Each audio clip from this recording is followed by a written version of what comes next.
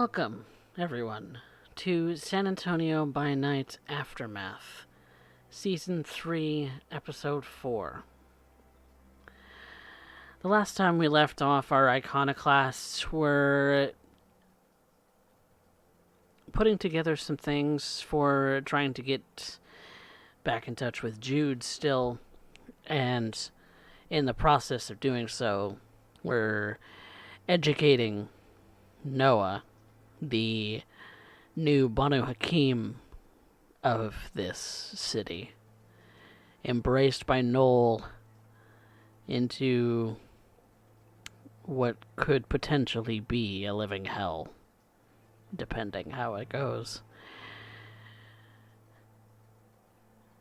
Things got a little dicey about what the discussions that they were having with the discussions of creating a free feeding place for kindred similar to a Camarilla rack. But the conversation then turned to the possibility of a system like the circulatory system in which humans are trafficked for the sole purpose of brewing the best vintages of blood. Hooray decided that that was enough of what Noah should be actually listening to, as that's a lot for a very, very young kindred to be taking in at this stage, when he hardly knows what he is. And thus, that is where we are going to begin our story tonight. Ray, it started to drizzle a little bit outside in this little area of the domain. Noah's just following closely, not sure what he should be doing at the moment. Just kind of looking around, taking in the nightly sights, eyeing you from time to time, looking obviously scared out of his mind, unsure of himself.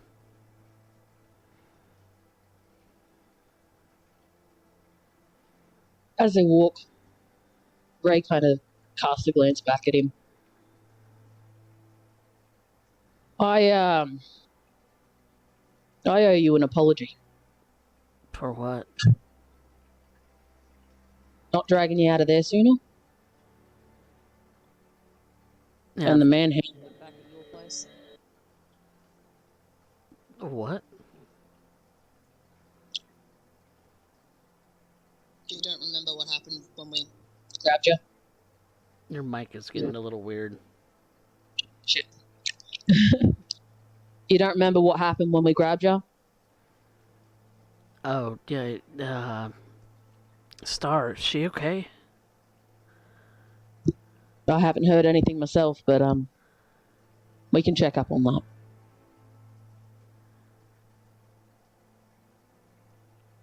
Like, she was badly hurt.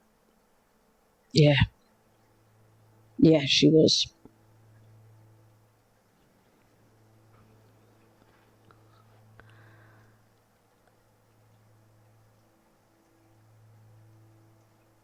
How are you? This is all so weird. Yeah. Takes a bit of getting used to. Getting used to. Well, you get stuck in it, so you gotta. You mean to say that the conversations that were going on in there, that's a nightly occurrence? Talking about people like they're... what, animals? It shouldn't be, but apparently with this group it is. That's fucked up. Yeah. Yeah, it is. But we do what we got to survive.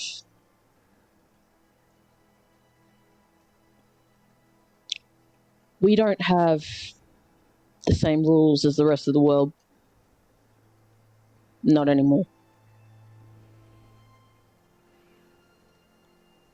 So what? It's just okay to traffic people? I never said it was okay. Never said it was right.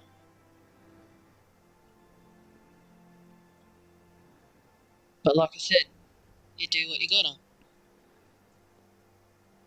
To be honest, I'm not sitting too happy with that either.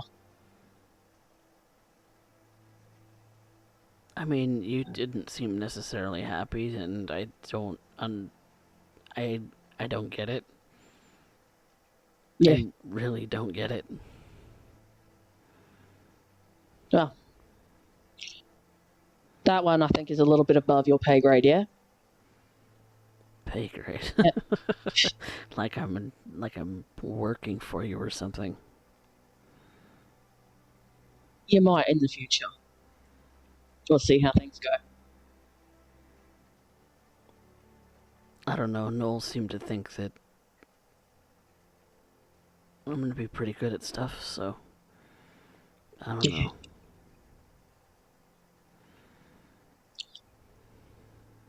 How are you doing with this whole bullshit with your brother?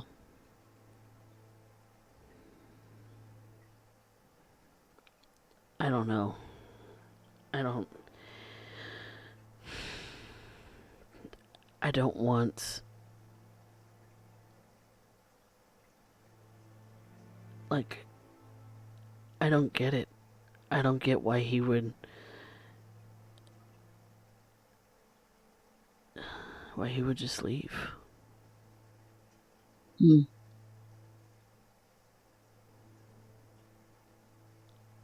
We have this thing. People that we're still attached to, mostly humans. And these people, they keep us grounded. And when they get hurt, it hurts us. I think you might have been one of those people for your brother. Sometimes it's easier to cut it off than it is to protect it. Sometimes it's easier to let yourself slide down the rabbit hole than to fight it.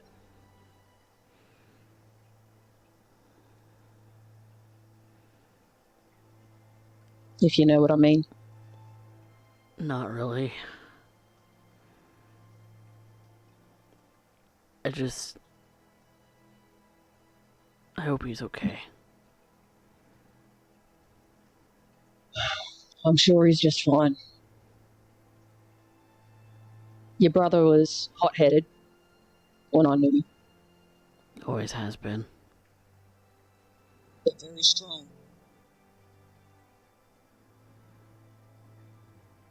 Unfortunately, I think that strength needed to be proud.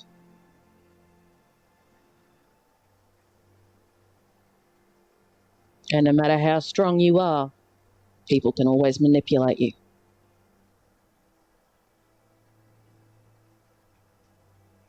I don't know. There's gotta be some reason. Oh, Some there's reason always a that he's reason. even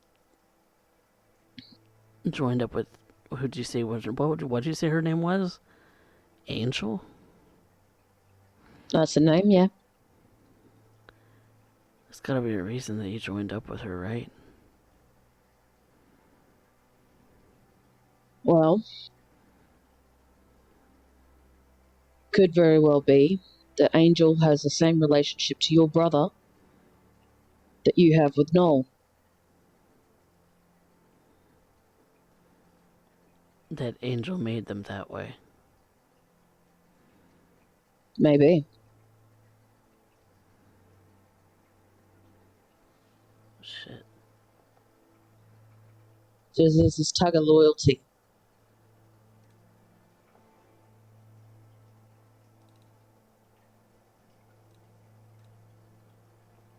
It's something that the blood puts on us all.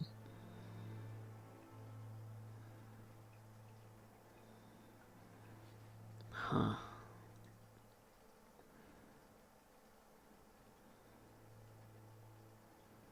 What do you say we go get a coffee? I'm not really feeling up for coffee. It's just something to get us out of this drizzle. I don't know, it's kind of nice. Nice to have the drizzle. Yeah, I've always been a fan of the rain. Don't get it nearly enough here in San Antonio. There's that fresh, clean smell after all the dust and dry gets washed away.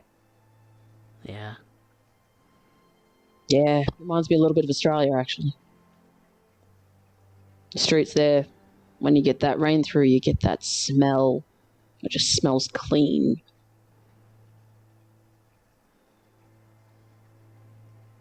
Yeah. Do you miss it? A little bit. You ever thought about going back? All the time.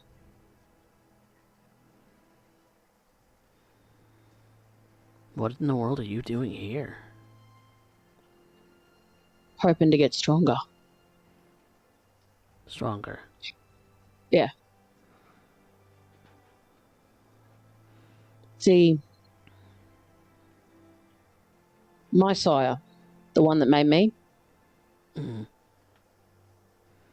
the kindred government over there cut off her head for making me. Shit. Yep. That's not gonna happen to Noel, is it? Nah. Good. Okay. I mean, You that'd be see, stupidly sucky that somebody gets their head chopped off for making another vampire. that's what I reckon too. You see, kindred society is one group. It's made up of different factions or with opposing beliefs. Some agree on some things, but there's a lot of people that disagree. I mean, that's people in general. Yeah. The group that cut off my sire's head, they're of a faction called the Camarilla. The Camarilla. Yeah. We're from a faction called the Anarchs. Okay. The governing powers in this city come through the Anarchs. Huh. There are several other factions out there. Some a lot smaller, but those are the two really big ones. Hmm.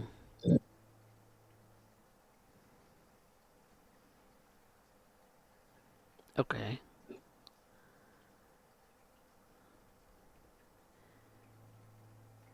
So, you're wanting to get stronger so that when you go back, and what are you gonna do? Take out the people that killed my sire. Revenge? Yeah.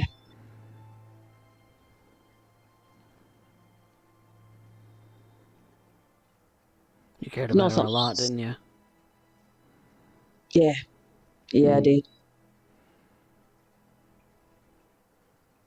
Is she like family? Yeah. How long had you known her before she made you like a vampire? A while. She was a good person.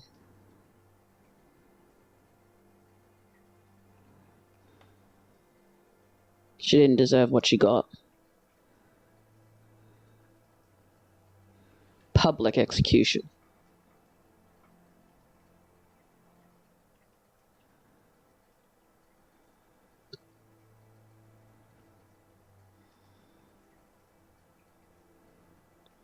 think I kind of get it.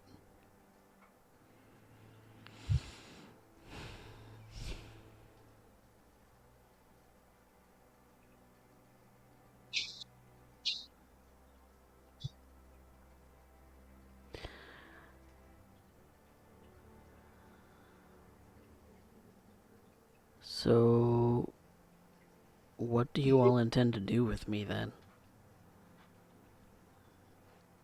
Teacher. Sorry, one moment. Okay.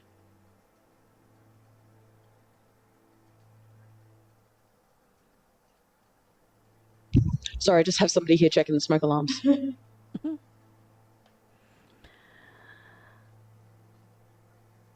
All right.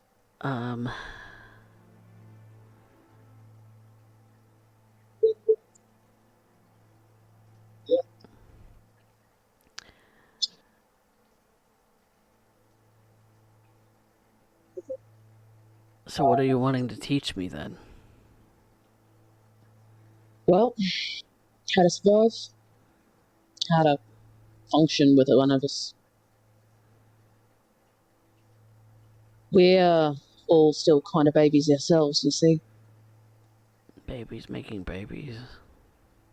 Yeah. Jesus. But you know, it's better than the alternative.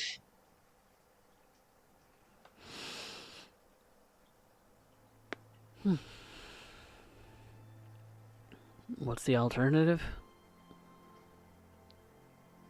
You see, when a mortal knows too much, they they become a threat. You know, you got all your conspiracy theorists and shit out there, but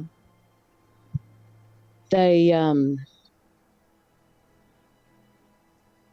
when the secret gets out, the only thing to do is to remove the problem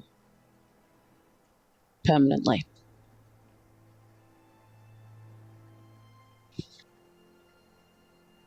So making Wait, does that is that why Noel turned me instead of, or gave me the option of just dying? Yeah. The fuck? So either you become one of us or you die. Unfortunately, humans get scared of what they don't understand. Understandably. I mean, yeah.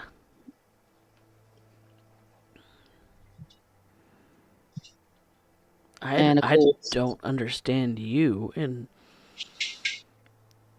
you scare the living shit out of me.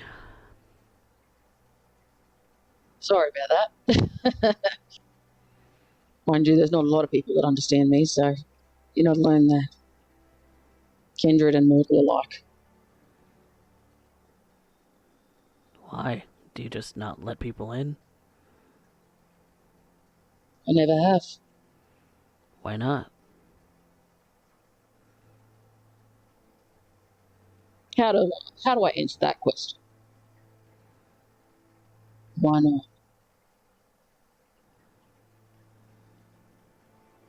Don't know how to. I guess. You don't know how to get close to people. Like, Yeah. let them.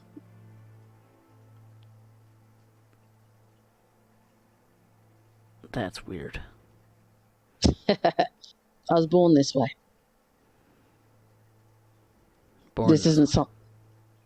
It's not something that happened because I became what I am.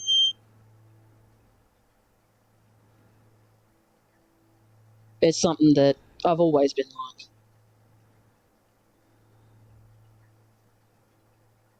Like antisocial, something. I wouldn't say antisocial. I'm probably one of the most social people in the group. Nah, I just don't feel emotions the same as everybody else. I'm not as attached. Okay. That's a weird thing to admit.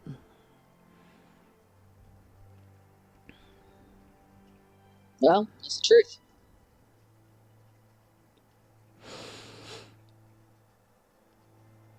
But you cared about your sire a lot. Yeah. One of the few people I've ever cared about. Do you care about any of them? He kind of waves back towards the direction of the house.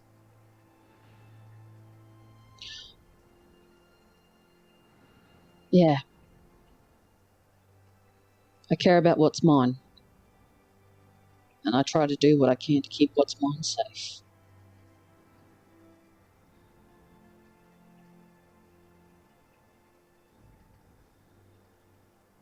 Whatever floats your boat, I guess. Yeah. You understanding me a bit now? Kinda.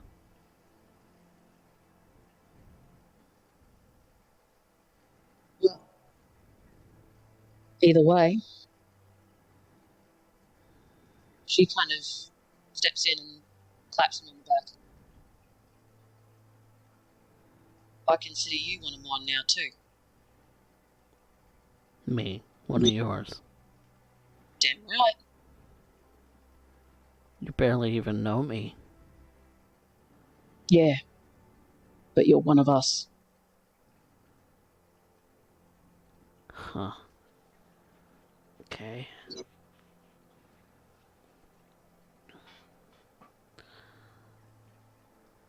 Is that true of everybody? Like any other vampires in the city? How many are there? There's a lot. More than you'd even realise. I mean, the city is pretty big. There's like a couple of million. Yeah. Chances are you've probably run into one or two in your time around and didn't even know it. That's frightening. That's the beauty of us keeping things a secret. And you know, we've all got powers and abilities and things that we can do. Yeah, I think Which makes Noel said something about that to Alia. So, makes it easier to keep a secret in some cases. Harder in others, but well, I guess we'll see what happens, huh? I guess we'll see. I am feeling a little peckish. Alright. You been shown how to hunt yet? Not particularly. Interesting. Well, it's a bit startling the first couple of times that you do it. It's different than going to the grocery store and cooking up a meal, if you know what I mean. Right, yeah.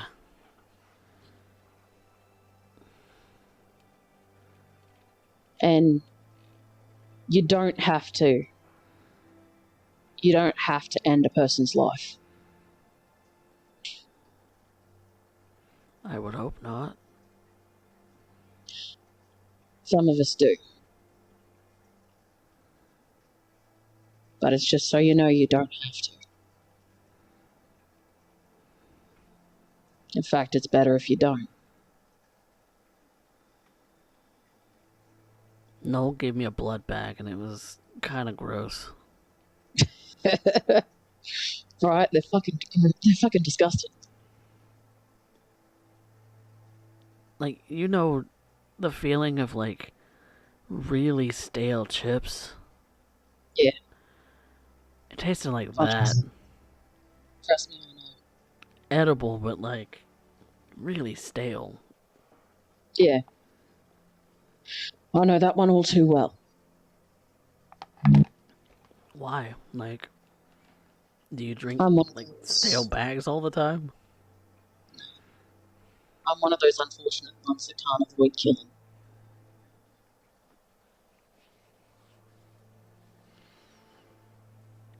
I don't know that I want to be learning how to hunt from you then.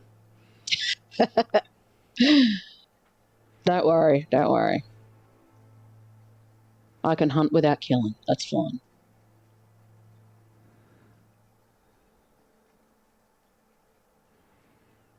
Okay. So how do we Actually, go I'm pretty about this? sure of find a place where you can pull somebody away. Find a place where you can get somebody alone. Really good starting ground would probably be someplace with low security, no cameras, nowhere to get spotted. So maybe a local park, somewhere where people frequent. Wonder if we can pick up a late night jogger.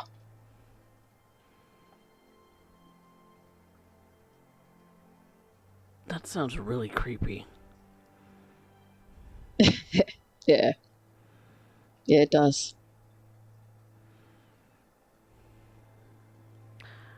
A late night jogger it is then. And the two of you start walking towards the park in the rain. Still, it seems refreshing, if very wet. Actually, as they're walking, she starts talking. The how do you prefer to approach people? Uh, generally? Yeah, Generally, I mean, I was going to school, but, like, that's about it. I can, I'm not terribly charismatic, but I can get by. you good at picking up girls? That's a point that I haven't been very successful at. Okay, we won't go that route I'm a little too much of a brainiac in some people's minds. then. Think of a way you can get a person alone.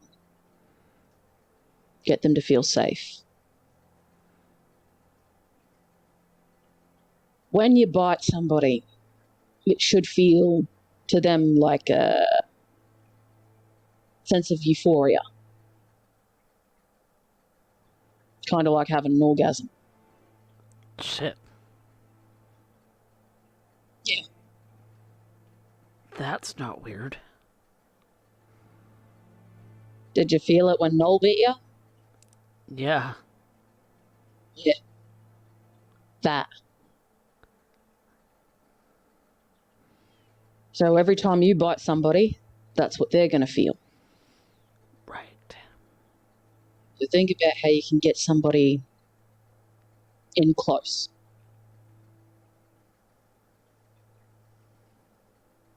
Without making them think you're a fucking weirdo.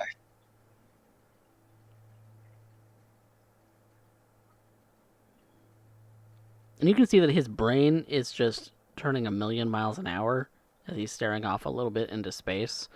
And is just like. His mind is probably racing a little bit with thoughts of how awkward. how awkward it was to have been given the kiss by Noel.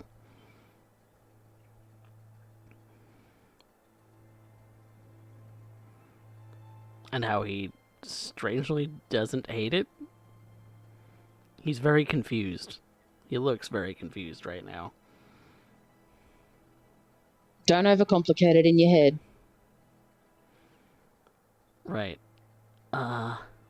Cool. The way I hunt is assault based, but not everybody hunts like that. Some people use charm to draw people in. Nightclubs are a really popular place.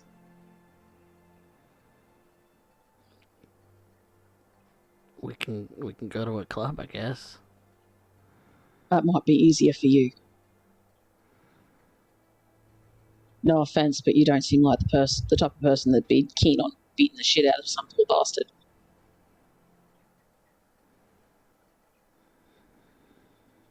Who knows? Like you said, do what you have to. Muggings are also a really, really good way to hide your feeding.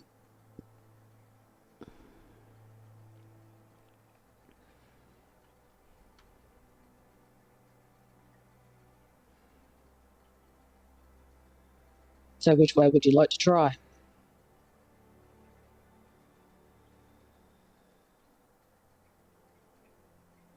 We can go to a club. That's fine. And the two of you kind of make your way towards probably the closest club or bar that's near your domain. It's not necessarily in it, but it's just on the highway. Do I know whose domain it's in? It's in Marjani's. Yeah. Alrighty. It's territory considered Marjani's.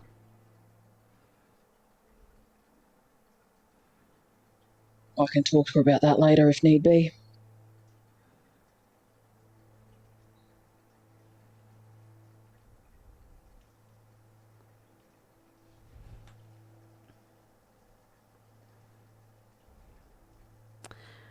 And the two of you assist. The two of you go on a bit of a hunting spree in which Noah is mildly successful and seems to be able to coax someone into a feeding, and thankfully, it goes off without a hitch. Well, well. Look at that. Looks like Noel got himself a natural. I guess.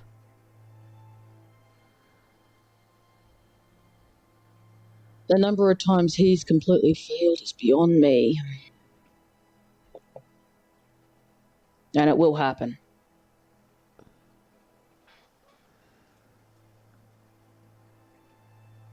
Yeah, I'm not looking forward to that. I'm gonna avoid that as much as possible. Yeah. The important thing is knowing how to clean up your mess.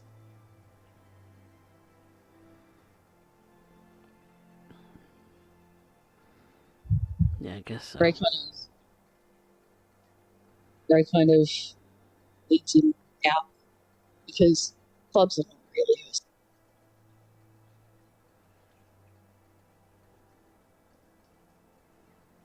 You seem pretty chill. No point in being uptight all the time, is there? No, I guess not.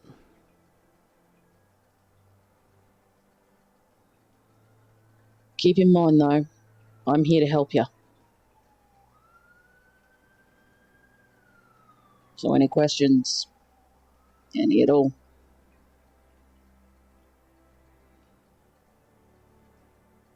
Okay.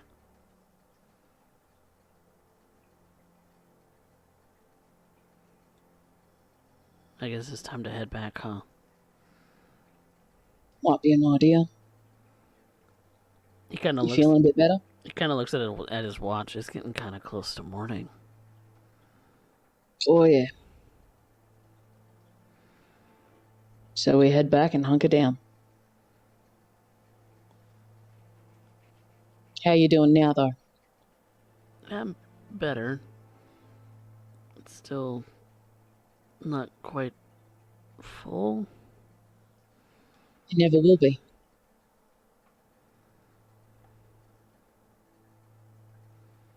Always just kind of like on the edge of just barely satisfied. Yeah. Unless you completely kill somebody. Drain them dry. But, that's not such a good idea. I mean, it's morally bad. Think of it like this. Every time you take somebody's life, you've seen Harry Potter, right? Yeah. Yeah, you know how Voldemort makes them, what do you call them, Horcrux things? Yeah. It's like that. Every time you kill somebody, you lose a bit of yourself.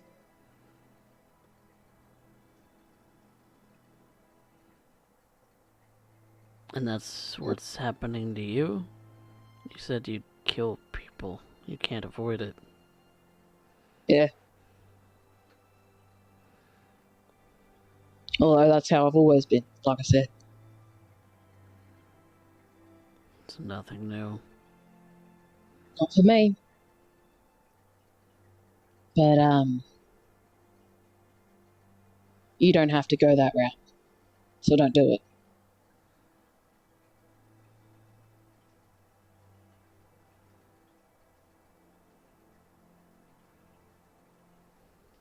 Alright.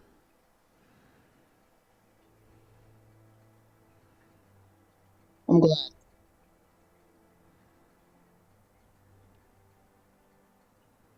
You seem to have a good head on your shoulders, Noah. I'm gonna have Jude to thank for that. Yeah.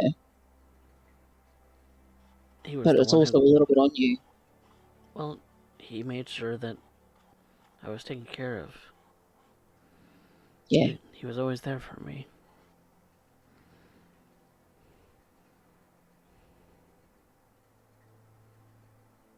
He raised you, huh? My mom was a fucking crackhead.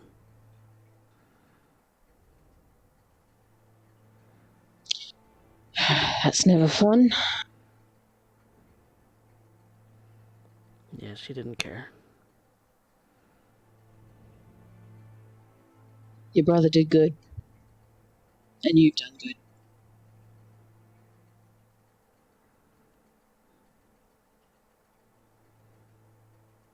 Might hurt now. But, that hurt, that's a good thing. It's a reminder that you're still partly human.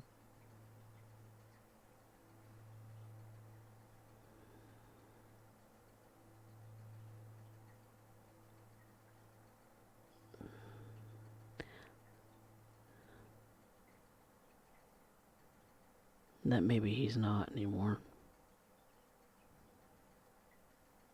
Unfortunately, that's always a possibility.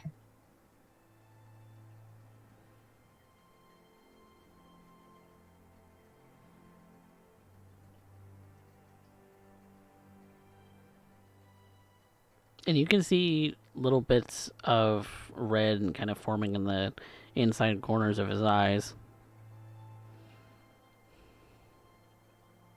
Are we still in a public area? Like, visible to random people? To passersby, maybe. Ray kind of steps between him and the rest of the world, and she kind of pulls his head in to her chest and kind of holds it there. I know it's hard, but you need to hold that in for now.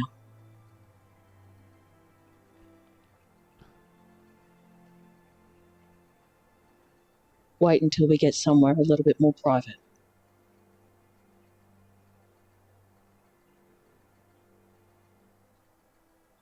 He goes to pull away from you a little bit, noticing that he's got liquid pooling in his eyes, and he touches it and realizes that it's blood and looks a little bit freaked out.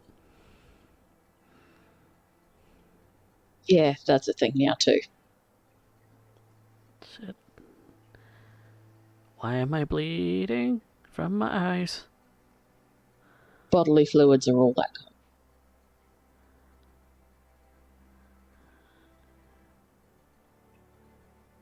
Shit, can't even cry in front of people anymore. No.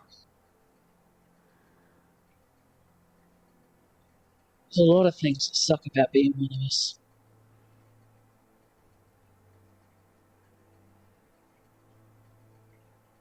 But there's a lot more things that suck about being dead.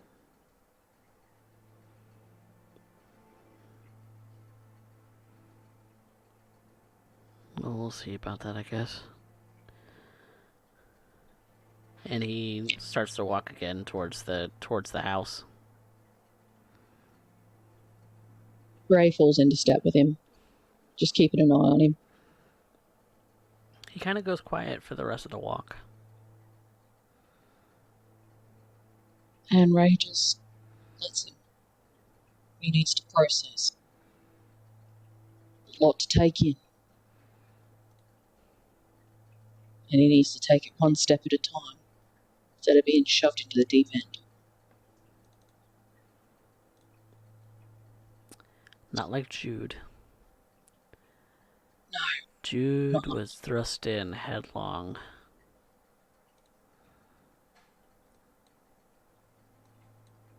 I don't want to make the same mistakes. Made them too many times.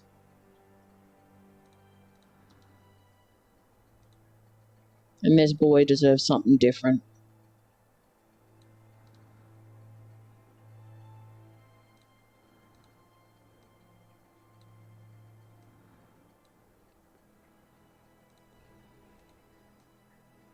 Maybe he does.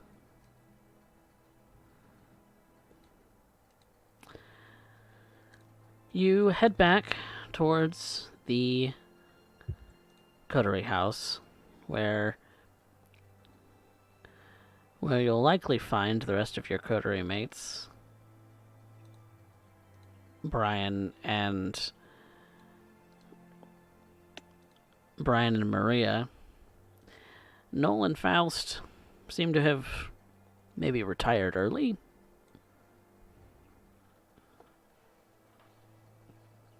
Or maybe they're up to something of their own. They're not present in the front room, at least. As Ray walks in, she calls out, "We're back." How was your trip? Yeah, not bad. Boy's a natural hunter. Good. Something you'll have to stay on top of.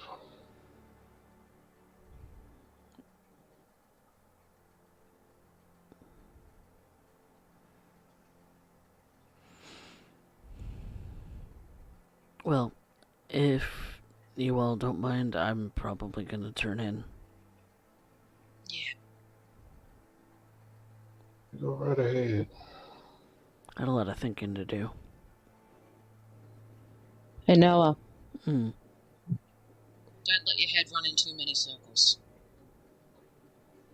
It's too late for that. Good news, bad news. You got plenty of time for thinking now.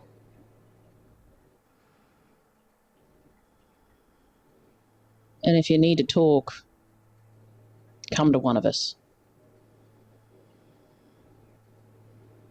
Yeah. And he kind of goes up to one of the guest rooms to turn in one of the rooms that you've light proofed.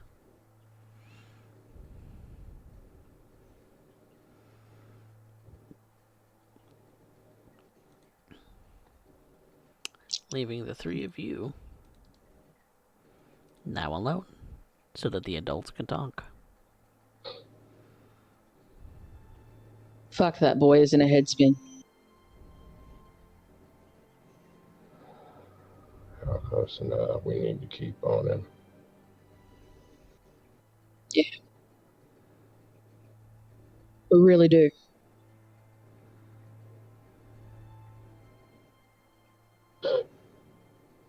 That wasn't a statement, that was a question. How close of an eye do we need to keep on him? Fairly close, I think.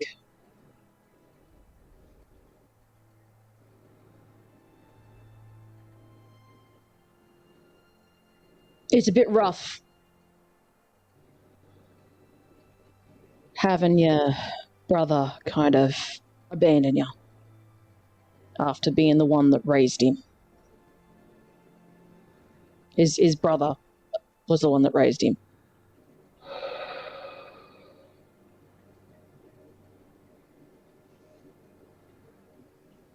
And now he's one of us.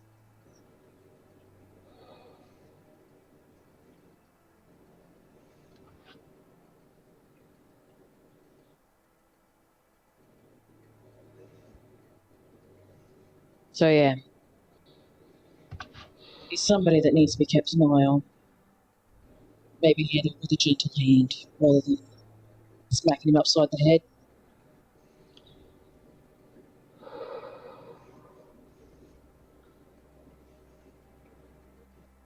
I get the idea of a gentle touch, and as much as that's possible, I would agree, but coddling the boy ain't gonna serve him none. There are some harsh truths he's gonna have to deal with from now on. The sooner he realizes that, the better off we'll all be. Yeah, but pushing him headfirst in the deep end is not going to help him. I ain't talking about pushing him headfirst into the deep end. I'm just saying we can't coddle the boy. No, that wasn't what I had in mind either.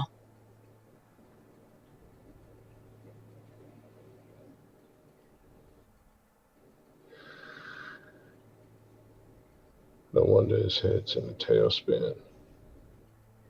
Person sacrificed so much. Make sure he had a safe space, a place to be who he is and do what he does. Wind up just sacrificing him. It ain't gonna help none.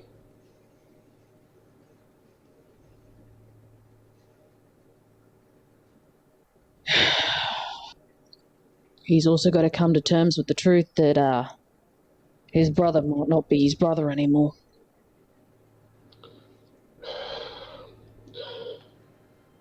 Always gonna be his brother, but ain't the same person he knew. Exactly.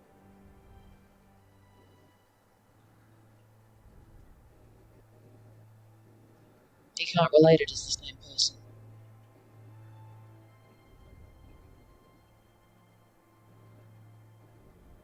What do you think about all this?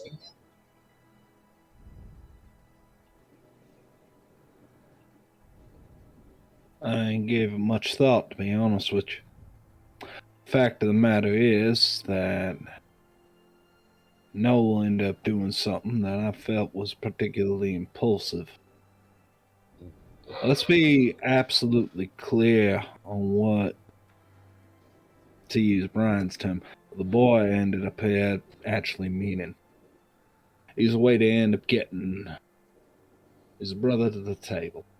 Brother didn't show. Right now, Noel is making the best of bad circumstance. Noel don't give a rat's ass, and while you both might be sympathetic in that regard, let's not forget exactly why he's around.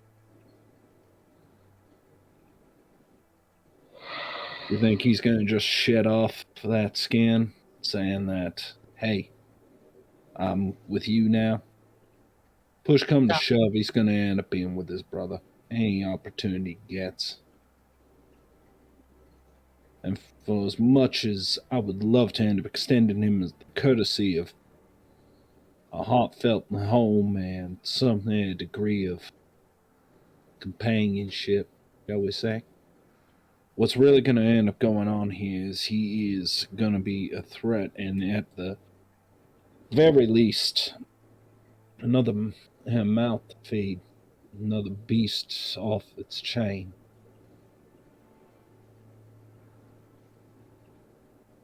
Until proven otherwise, I am treating that boy as a threat to my existence. And I think to do otherwise would end up showing a great deal of naivete on all of our parts.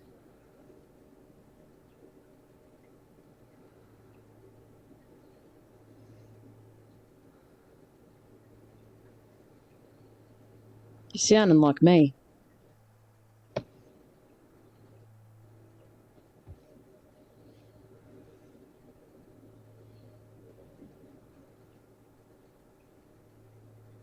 I see your point. But at the same time, his is a mind that can be swayed. How do you know that? Because he needs something to rely on. And he can't rely on his brother anymore. You think he really knows that? Oh, I think he back of does. his brain, he's going to be here thinking, my brother's just biding his time. He'll be coming any second now. I just need to hold on, play the part. I think he's hoping. But I think he really knows. He can feel it. He knows what this life means. He's not stupid.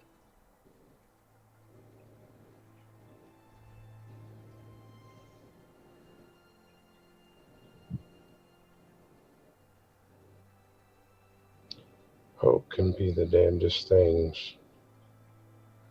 Hold on, kindred. The idea is to hold on to things that you ought not hold on to no more. That's true. You do some damn foolish things in the process.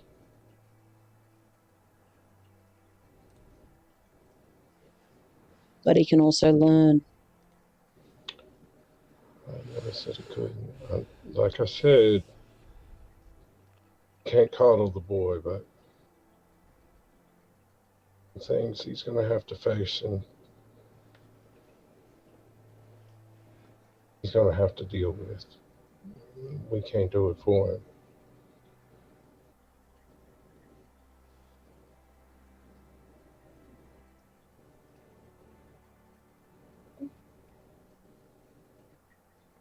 So we teach him what we can.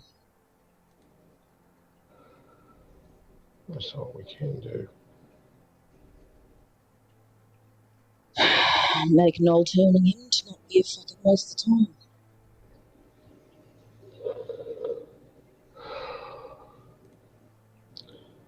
Half the shit out that man's mouth is a waste of time. I just hope this boy ain't one of them.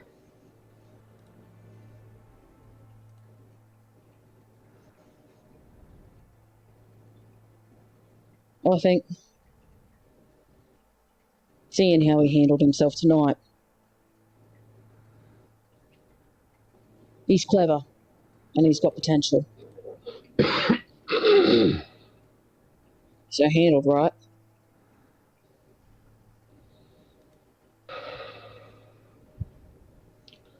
So for now, we do what we can to teach him, keep an eye on him.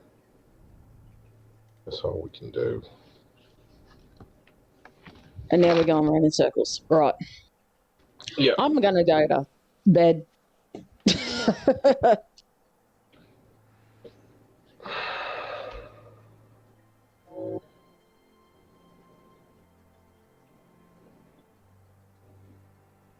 Oh, remind me to pick up some nuts tomorrow night.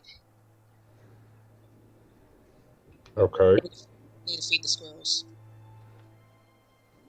Any particular kind? Well, they like walnuts. All right. I think I can remember walnuts.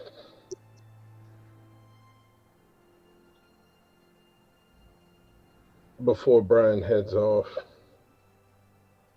Oh, Maria, tell Nicole if there's anything in that picnic basket in the kitchen she wants. Feel free. Sure.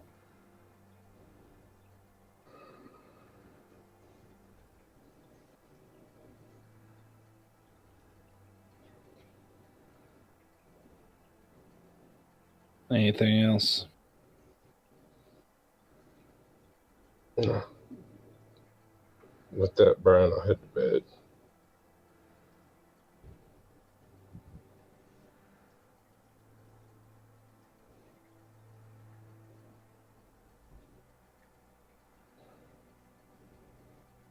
Well, you seem to take a liking to him. he's one of ours now. He ain't one of ours. He's one of ours, Maria. Whether we like it or not. We made that choice when we brought him into the world, No, we'll end up making that choice. and nobody stopped him.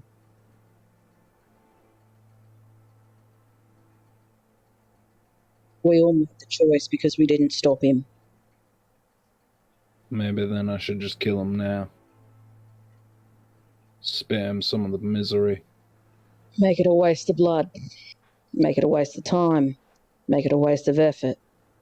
Well, Kill him now, what was it all for? call it cutting your losses. Rather now than end up doing it in another 6 months when brother ends up coming back and he thinks he's got an opportunity to jump ship.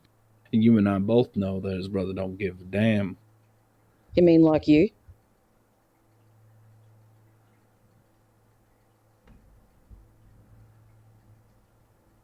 Careful walking, yeah, Ray. I'm pointing out, Maria, that you nearly jumped ship with your sire. For this here group. To end up making sure that you guys end up getting what you were looking for so long. Weapons here maker. Yeah, And let's be honest here. Amongst this entire group, I'm considered one of the largest liabilities you have. I don't even have front on that. The fact of the matter was I was willing to end up doing that for you. and you were told that you didn't have to. Worked out, didn't it? Truly, Maria. I'm starting to get real fucking worried about you. Worried. Yeah, one time was you were the most empathetic person in the room. Now I'm thinking you're the least. But what you did to that girl, you smashed her fucking face in.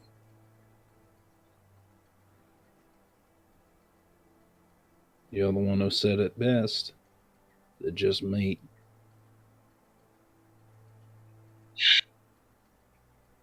Yeah, The one who taught me that. yeah, I was.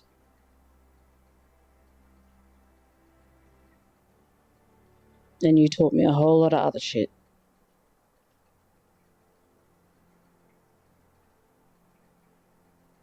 Can't you see it, Maria? Something's changed in you.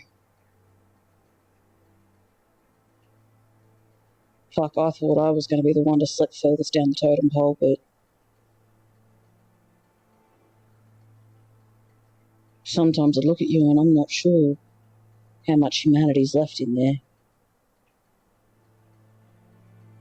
Sometimes I wonder if it's still you, or whether Old Scratch has taken over.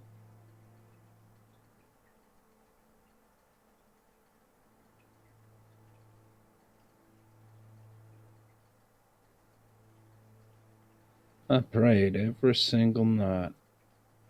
Still do. I pray, Lord Jesus might end up finding me with some form of guiding light. I pray that some degree of mercy might be befallen upon me for at least a balm for this misery we end up finding ourselves in. I bring food to the homeless every other night, trying to end up making what little good I still have left in my soul.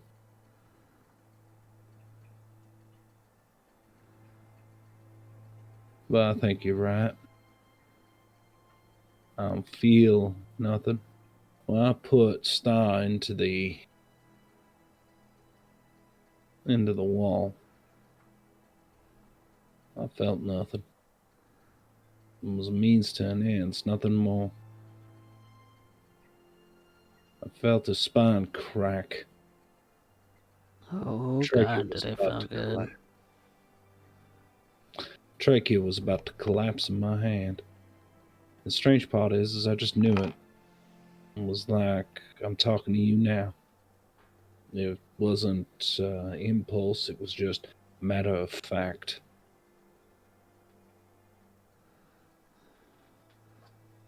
But everybody wanted Jude. Brian wanted his chance at it.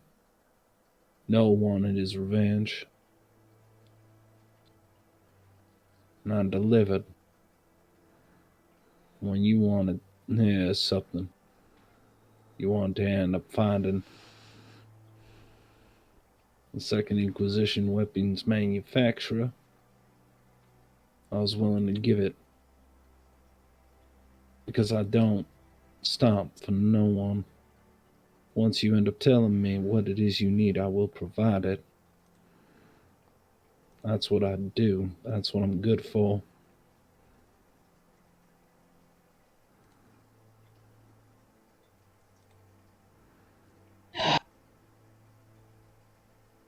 So I found my place in this coterie. Because it certainly wasn't as a conscience. And it certainly wasn't as a voice of empathy. Because that got brushed aside real quick now, didn't it? Not as much as you think.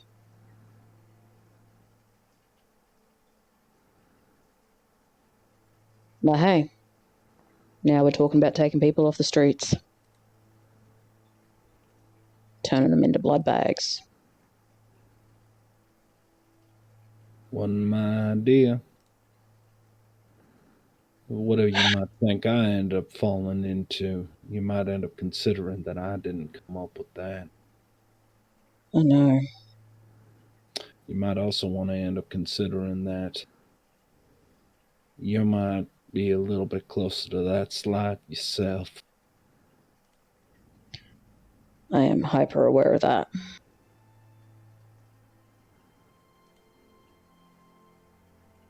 I'm riding away. And I don't know if it's going to be tomorrow or if it's going to be 100 years from now. But you're right. I don't feel like I would. I don't look at a meal anymore and think, God, I miss that taste. Feel the need to throw up just think about it. I feel angry when somebody thinks they're being humanful. Yes, I don't think that was kind of funny, I guess. I think, why are you wasting my time?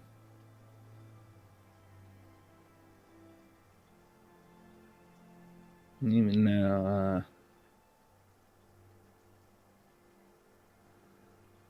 I feel an anger in me. Because you want that sweet little girl that you knew not too long ago. And instead, you're talking like what's talking to you right now is some kind of twisted mockery. We ain't the same person, you say.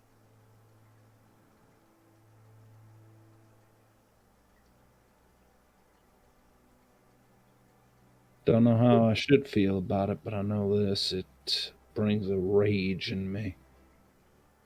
Sometimes I have to remind myself who I'm talking to. Could just get rid of her if she's that annoying.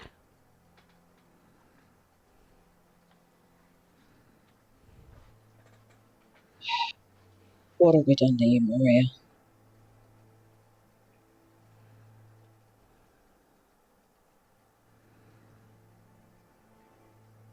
Brian, you, Noel, Faust, even Jude. Only thing I can do is try and end up saying, I'll do it. And y'all better be damn sure that it was worth it. So now you have to ask yourself when it comes to the kid, You absolutely sure it was worth it? Maybe it would be better off cut your losses.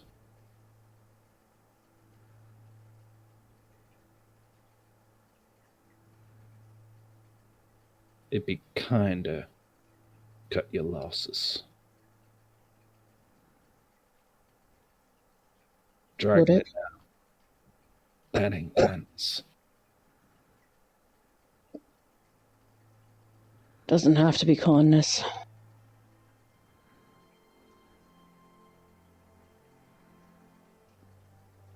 Well,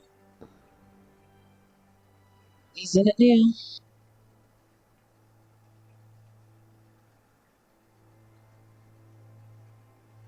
So then I guess I gotta figure out what he needs. Maria stands up. I'm gonna end up getting some degree of rest. Diamond will be keeping an eye on him. I find out he's gone before I'm awake. There ain't a bit of word that you know Faust or Brian could say that's gonna stop me. At that point, he made his choice. And I'm not gonna let this coterie lose nothing more. Just so we're clear on the matter. Oh, we're clear.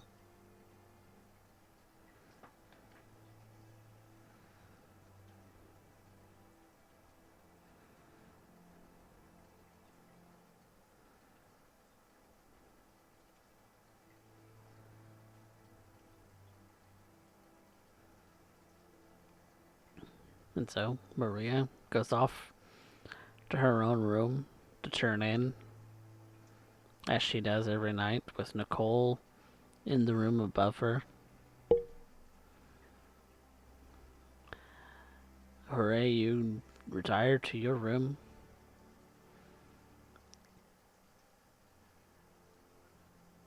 And the morning comes. And all of you succumb to day sleep. The rest of San Antonio none the wiser that a group of 6 monsters lives in the house down the road.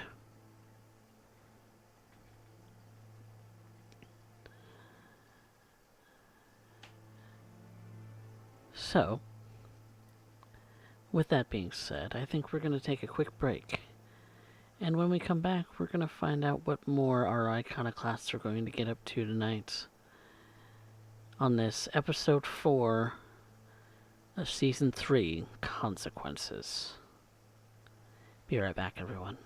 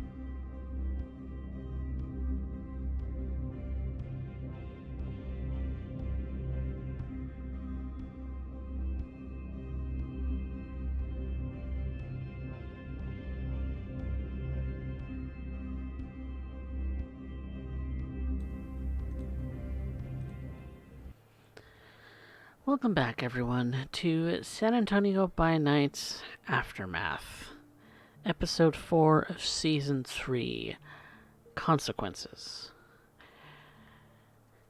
It is a new night for our iconoclasts, and so I would like all of you to make rouse checks.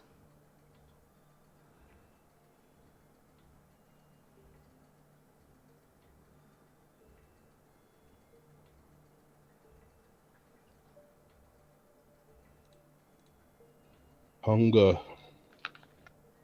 You are hungry. Brian, what does that put your hunger at? 2. 2. Okay. Not too bad. You can feel it in your gut. Yeah.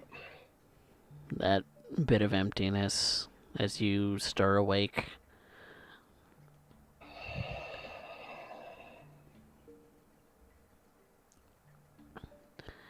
But it does mean also that Noah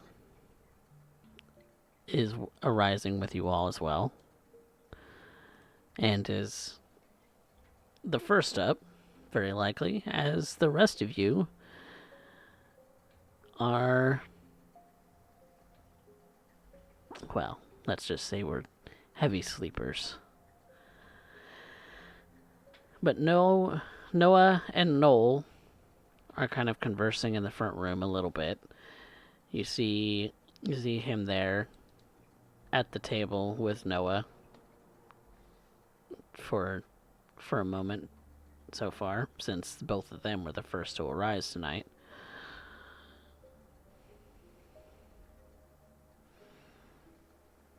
But the rest of you are awake.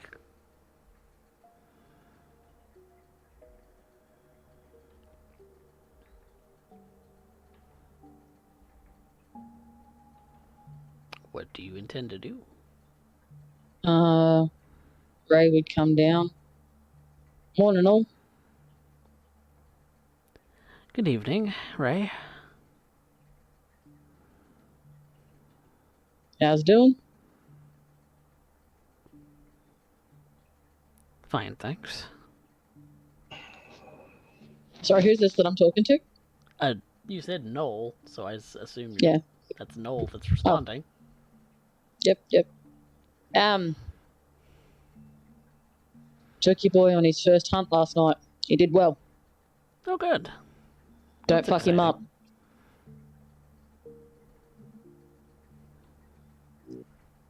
Fair enough.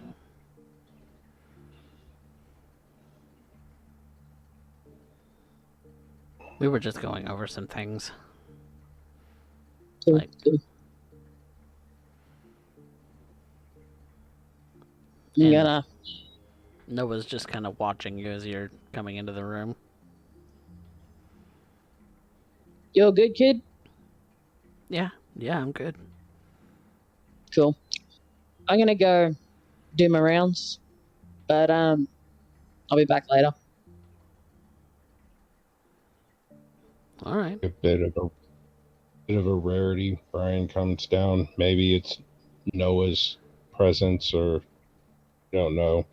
Brian's actually fully dressed for a change when he comes downstairs. First off. Morning. Oh, what? No skin this morning? I don't know. Yeah. No, something's off. Noel kind of pipes up. You didn't wake up on the wrong side of the bed, did you? Is there a right side? Fair point. You guys use beds? You don't? Nah, I use a swag. What? Swag. You roll it up and take it with you? Sleep in it anyway? Sleeping bag. No. A swag. It's much heavier duty.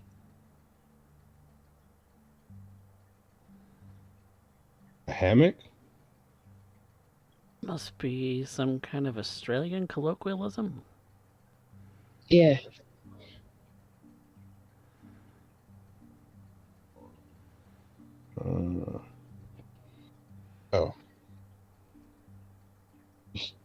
Said you were gonna be making your rounds. Mind if I tag along, Ray? Yeah, might as well. Yeah, good. Give me a chance to try out some new tricks.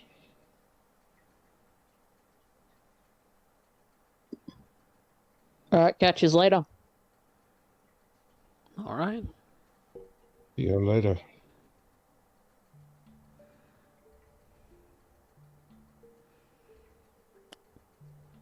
And Brian and Ray make their way out the door, just as Faust is coming down the stairs and talks to Noah or Noel, and says something along the lines that they're needed at Parvenu. Something came up with the farm that they'd have to attend to, and Noel, turning to Noah, says that we'll continue conversations later. And Maria, what are you up to tonight? He asked you. Probably end up making a few rounds, trying to end up checking out options. Also need to end up spending some time with Nicole. Maybe end up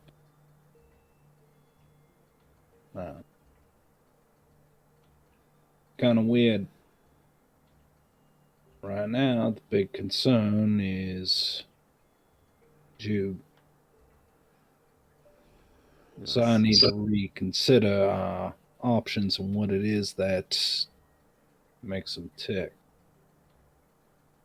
Only known him for a short time, not a whole lot to go off of. Well, perhaps Noah here can fill you in on some details. Sadly, I do have to run.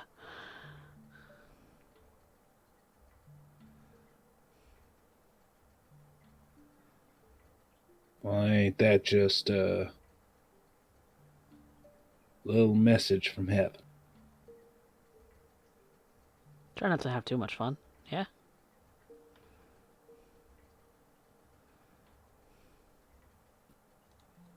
Fun. Right.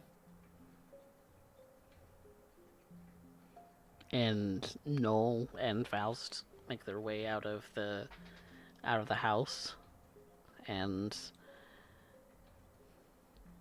make their way towards Parvenu, which leaves Noah with you, Maria. He looks over at you, kind of gives his cheek a little bit of a scratch. So what do you want to know about Jude? Don't. You don't? Nope.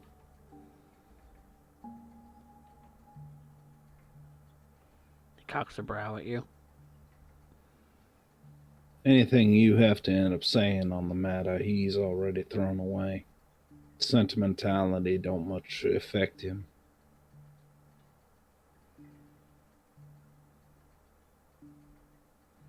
He's already written you off. If you and the dancer were the closest thing to kin that he had, well, seems he ain't gonna care one way or the other.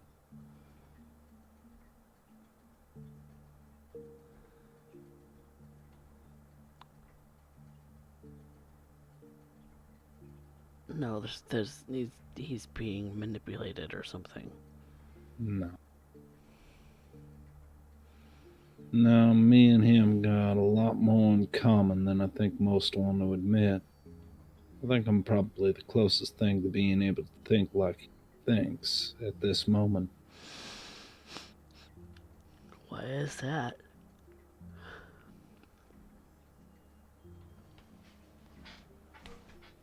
Maria takes a lean in, make sure that she's good and in the light so you can see what she is.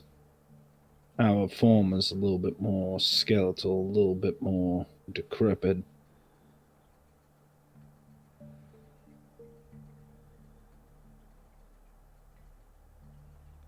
He just kind of eyes you up and down at your very gaunt form, your very pale skin, very brittle looking hair.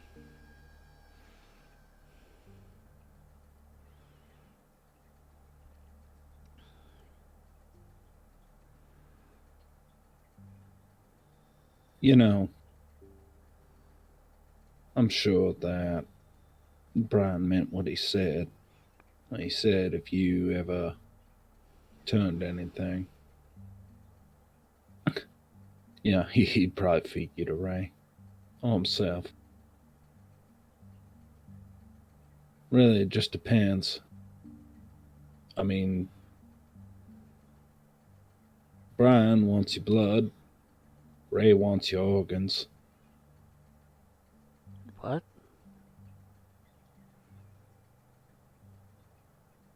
Well, they said you were a good feeder.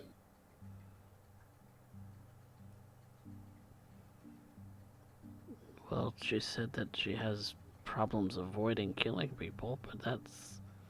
Yeah, well, it's kind of hard for somebody to live without their heart, liver, lungs, pancreas. So many snacks, so little time.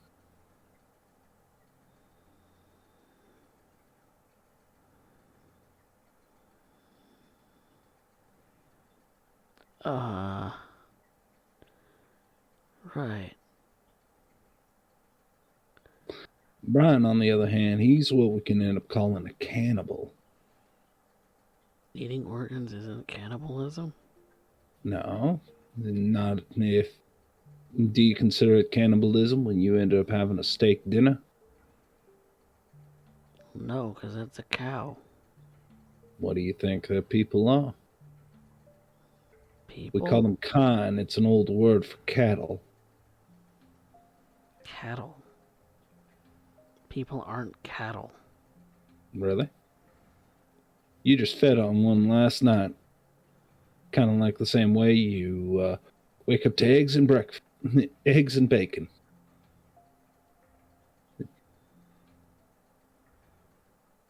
How many times do you think you can do that before it starts to become rote?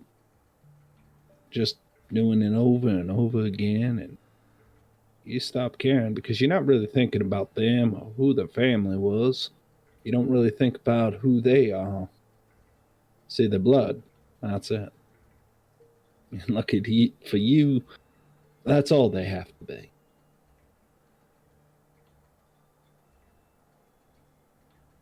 And that's how you think of people right now. Nah, I don't think of them at all.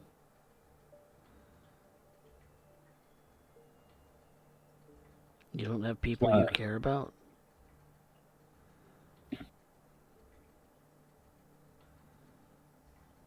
Do I look like somebody who cares? I don't know what I'm looking at. Right. See, right now, I'm kind of gauging on what's going to happen with you. Safe bet makes this real quick and nasty.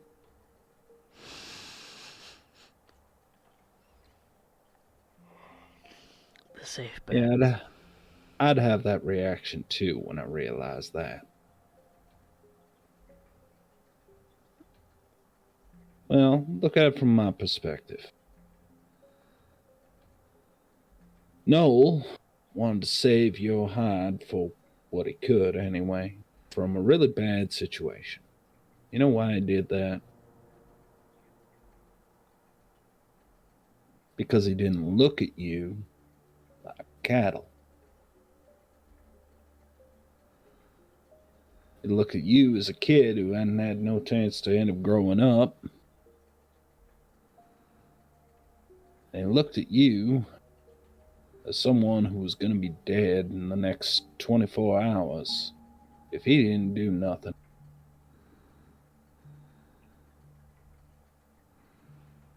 That's what he saw. Because of what you did.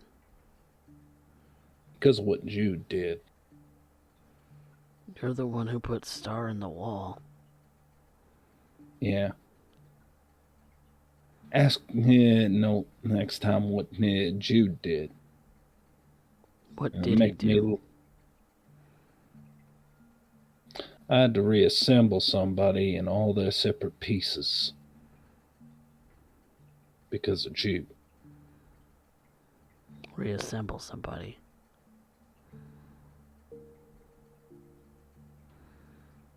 To you, right? You still won't be much of a secret for long, so no point in hiding it from you. Did Noel ever tell you, Noah, about all those quirky little tricks you got all lurking up inside you because of what you are now? It's mentioned a bit of it, yeah. Haven't really Oh, tested any of it, but fantastic. See, he's quick as wind,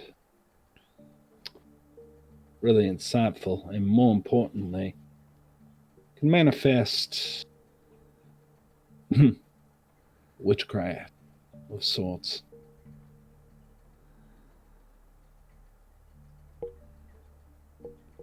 Oh, yeah. See, their clan gave themselves a small little bit of an edge and ended up learning a whole bunch of little tricks that they can do, but they're not the only ones. Yeah, Bono Hookham. You end up taking, if you end up taking a look at Gangrel, what Ray is, Ray can do all kinds of things. Fact of the matter is that if she wants to, she can have you eaten alive by squirrels if she wanted. Don't fuck with the squirrels. noted. And that's not half of what she's capable of. Everybody's got a trick or two. Mine is I look at you the same way as you looked at Legos when you were, about yay tall. I'm assuming you played with Legos, right? Put all the pieces in whatever order you want. So when I say I'm going to put your head up your own ass, understand I'm quite near capable of making that a certainty. And I don't need to do violence to do so. I could literally have your spine bend, stretch out just perfectly. It'll be a natural fit by the time I'm done.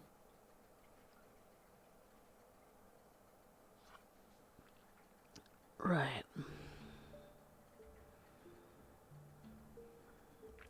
Okay.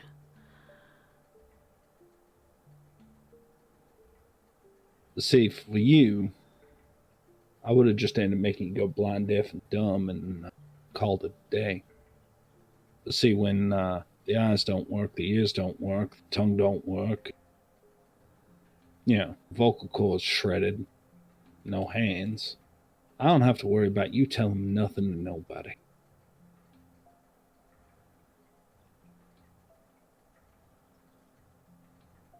It's easier that way.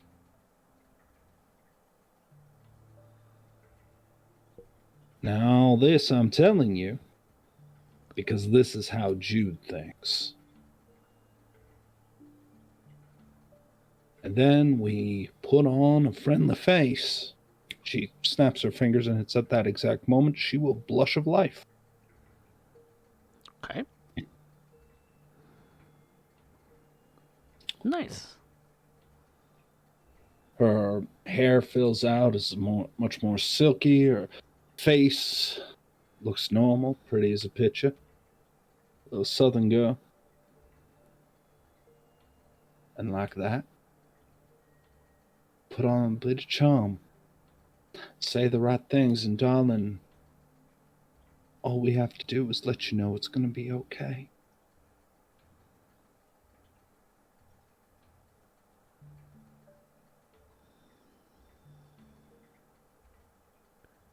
In a few minutes, you'll forget what you're seeing right now is the fiction. What's before is just the tip of the iceberg.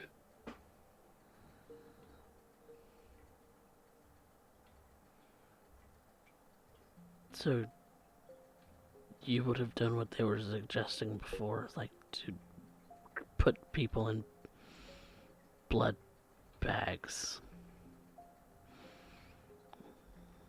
I don't need blood bags. I would have just kept you in a basement somewhere. Whenever I got peckish, I just walk on over, take my fill of you, and leave. On occasion, you water you and feed you, probably with a tube somewhere in your throat, and just leave you like that. That's fucked up. That ain't even remotely fucked up. You haven't met fucked up yet, kid. That's really fucked up.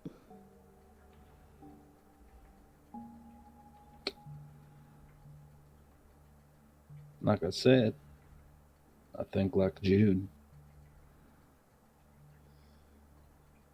Like you said, you don't know him. I don't need to know him. I know Old Scratch. Old Scratch. Yeah. You read about him, I'm sure.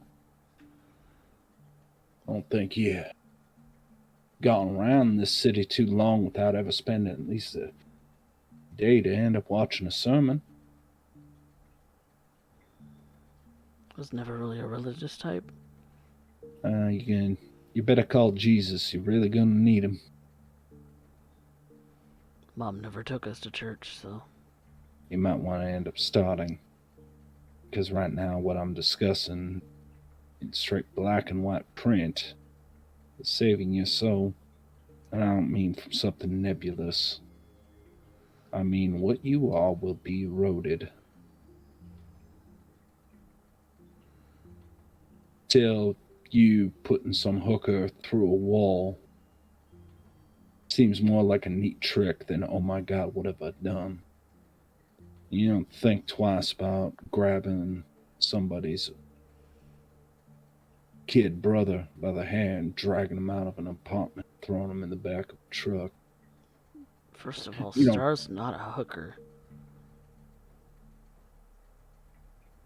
If it looks like a duck, quacks like a duck, and waddles like a duck, it's a duck.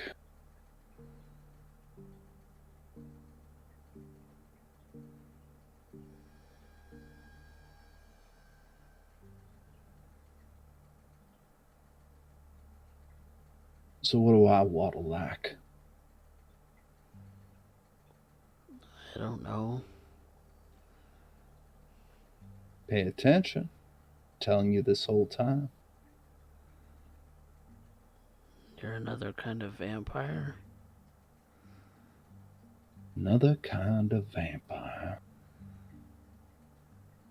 Diamond! Diamond! Come here. And go ahead. Oh, I was just gonna say, as you've called him, he slithers up your leg.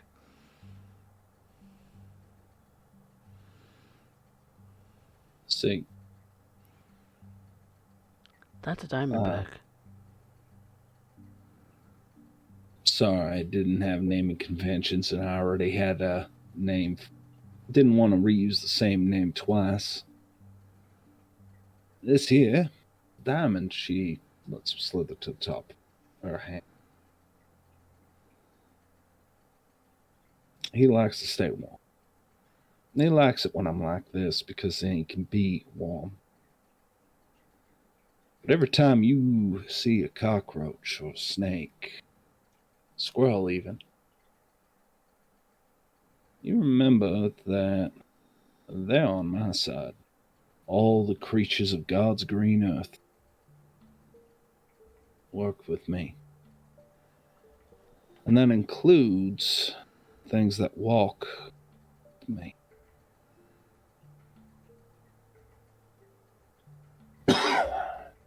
Now, when you come with your own set of abilities, you might start thinking of particular tricks, things you might be able to do. And that'll make you dangerous. You might even think you're powerful. Compared to most people, you are. But that is nothing compared to what we came from, or worse. Tell me, Noel ever tell you where you come from? Where it all comes from? We haven't really gotten into that. Just kind of going over basics, I guess. Good. And let me tell you a little bit of an interesting history lesson. Something that kind of settles a few matters for you. See, I was told that we're all descendants of Cain. Every one of us, we can look around. This whole thing, this is a curse God himself put upon Cain, and Cain made another. And they in turn made another, and so on and so forth till we get to you and I.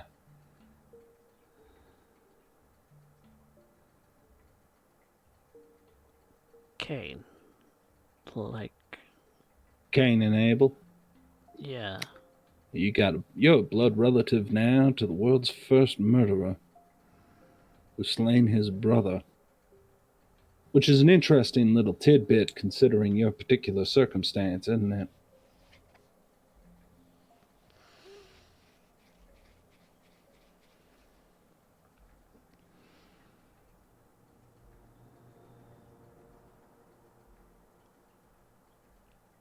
I suppose I'm not sure what your point is.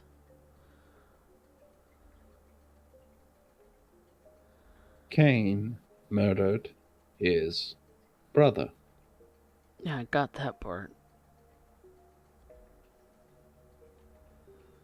So what you think you're going to do? Might not be anytime in the near future. Might be in 50 years you last that long. Might be 100. But eventually, it's going to happen.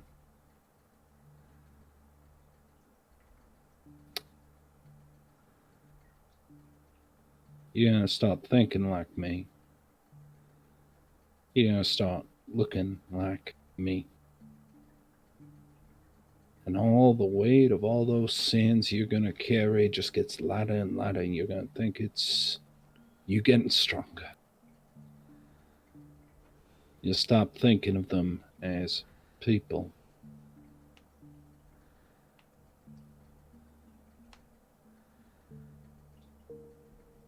And eventually you'll forget her name. Right now you speak with a bit of outrage. A few decades you won't remember her name because she wasn't that important in the long scheme of things.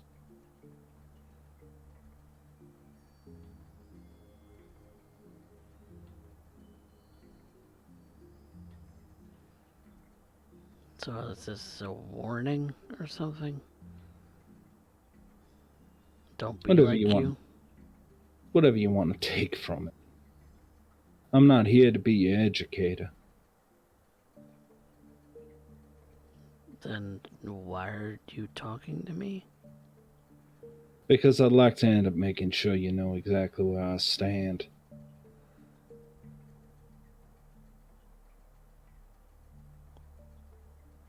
I don't like the idea that you're kindred. I really don't.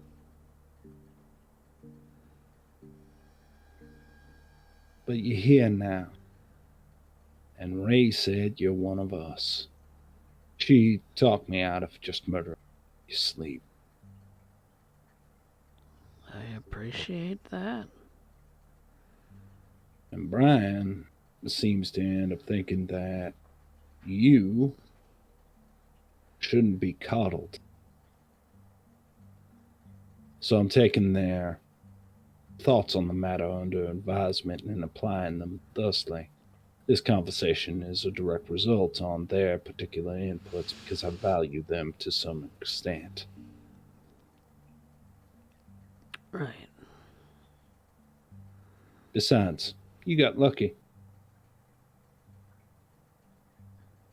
How am I lucky? Because when not all of us get to end up seeing who it is that made us, far less have a conversation with them when we're fresh out of the grave. We don't end up having the opportunity of somebody showing us what the hell's going on. Some of us just get hit in the face with a shovel and they're damn near knocked out cold, and as we're bleeding, crying, begging for our lives after the hole that we were forced to dig, get buried under the cold dead earth after being ravaged. Wake up in dark with nothing but the crushing weight of earth upon you. You try and scream, but your mouth fills with dirt.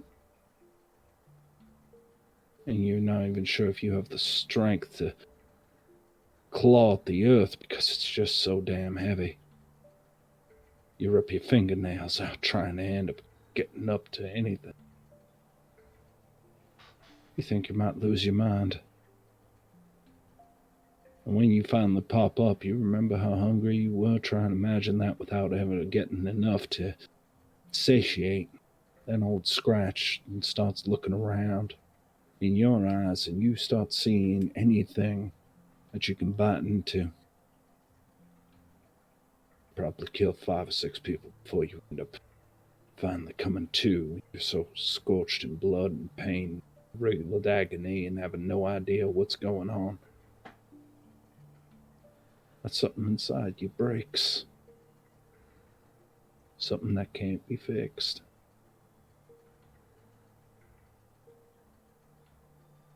You got lucky.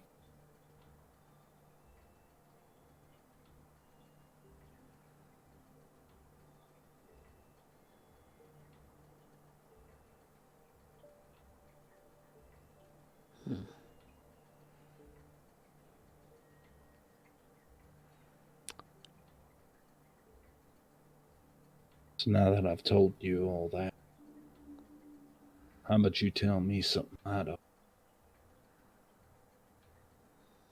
Something you don't know? What do you want to know? I want to know something I don't know. About me? If you think that's a start. Or about Jude? Or what? Like, what do you want to know?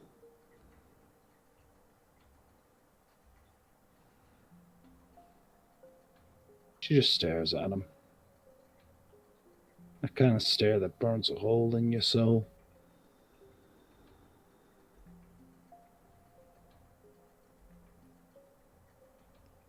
So I guess the proper question is, what do you know about me?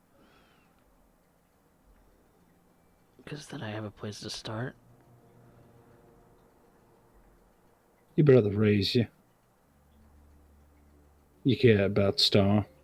Might have even found her attractive. Hope that became when you became of age, you might end up having a chance with her. Preferably off stage. Probably ended up looking at Jude as a guiding light. Because after all, he managed to hold it together. Standing tall against the problems, the slings and arrows that life had to end up dealing you. You're probably young enough to end up hoping to end up finishing schooling, but that wasn't an option on the table. Maybe Jude ended up sacrificing for that.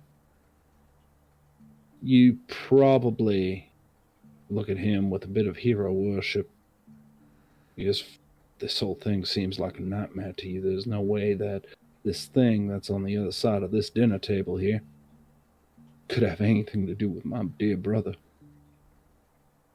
You probably hope sometime he'll come knocking out that, or maybe he'll come in with some kind of crew or some kind of rescue plan. He's just biding his time till it's right before he comes in like the hero you know him to be. Because he's your big brother. And then blood is thicker than water, they say. I think you are hoping that this nightmare might end up being over very soon. Because the idea of you having to live with your own murderer and someone who looks at you with contempt and two other monsters are so good, making you feel like as if you're still a person, you're still breathing. Or it couldn't be possible that one's a cannibal and the other one just actually eats organs. It's some kind of hellscape you just want to be rescued out of. So the second that you see that opportunity, you're gonna get.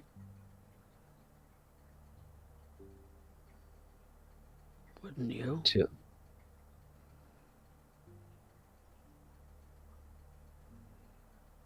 sure would.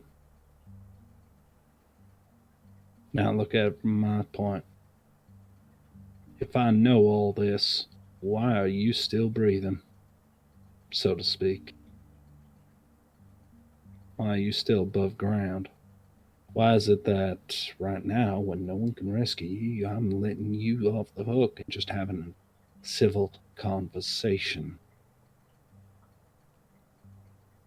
I don't know. Tell me something I don't know.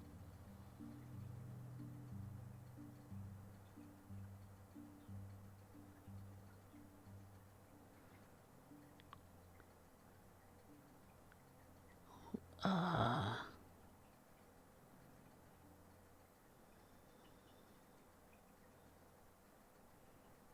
well, uh,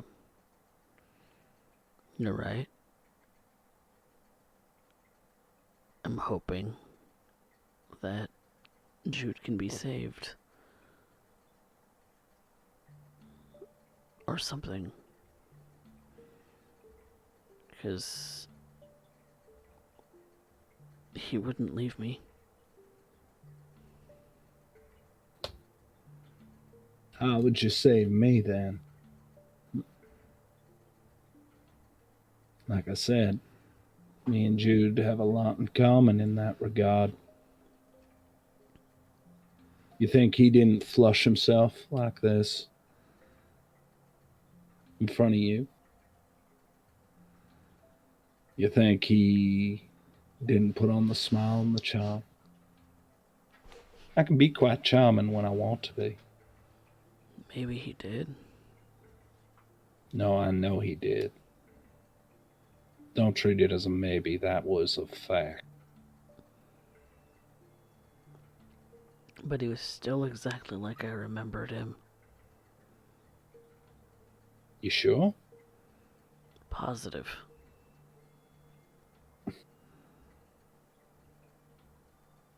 And with that, I think I'm going to flex a little.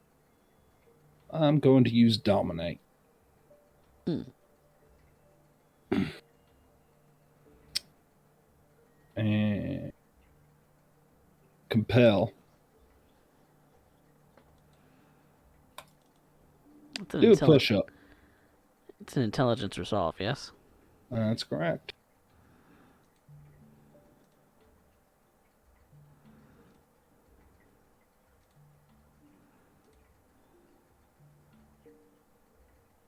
Wow, he's at 0 hunger. Or no, he's at hunger 1. Wow.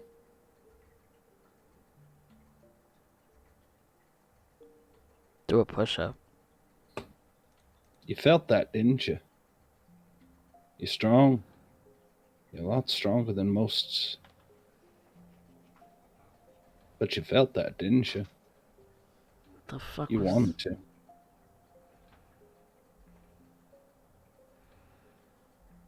I can make you do whatever I so choose. Some can make you believe whatever they so choose. You know what it's like not sure, being sure of what you remember is actual fact? You know what it's like when a single taste can suddenly make you do whatever it takes to make them happy?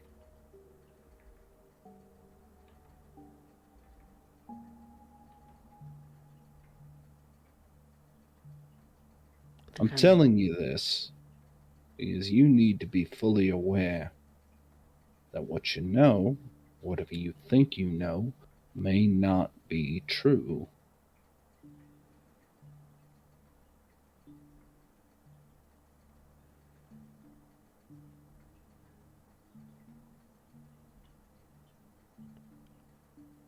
I think I met Angel once.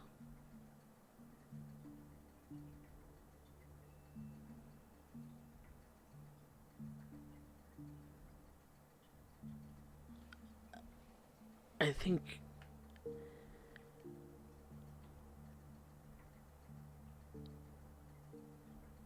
I was laid up in the hospital. Got in a car wreck. Got out of surgery. Was fading in and out. Could've swore there was a dark shadow in my room.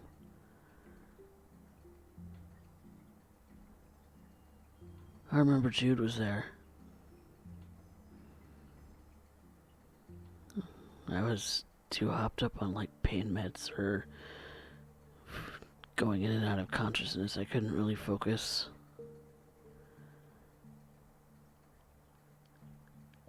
Couldn't really hear what they were saying.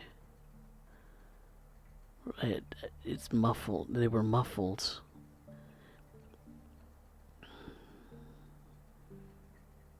She called herself Angel, like she was the angel of death or something. She was coming for me.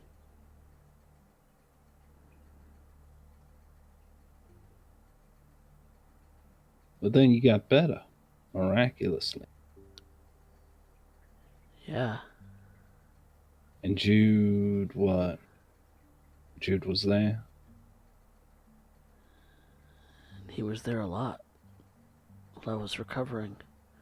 You remember Jude ever coming out in the daytime since then?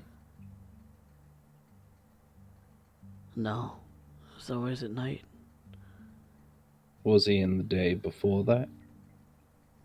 Not really. He was a prostitute. He'd sleep during the day, work during the night. So it was never really, it didn't strike me as odd.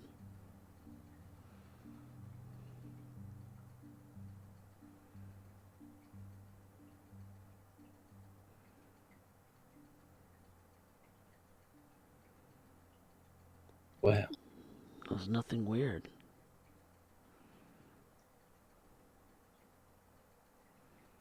maybe. But now you told me something I didn't know.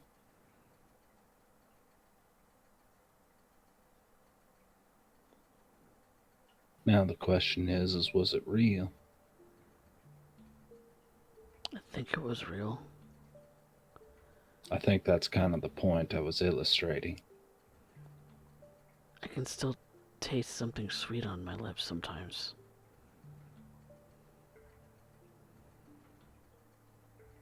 Like molasses.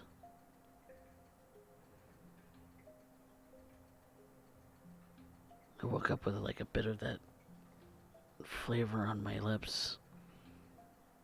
It was really good. Nah.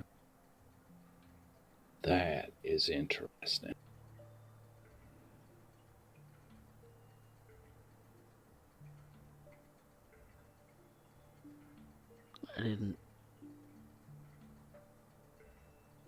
I don't know what happened with that, but then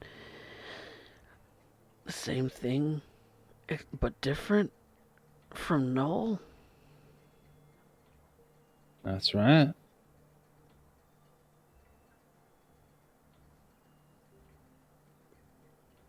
That would be my particular specialty. And I guess the best way to put it is I was born potent.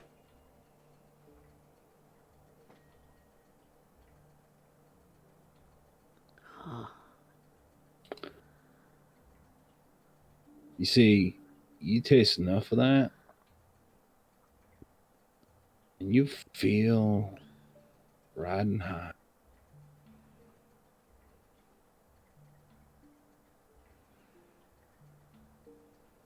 But you'll want the next one. It's like cocaine, except there ain't much coming out of it.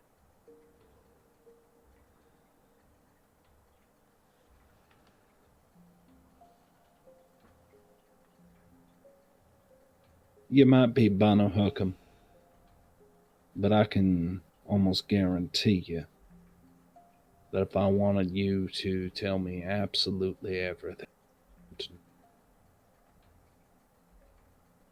3, 4 nights, and you'd be crawling, following me like a dog on a leash and happy to do so.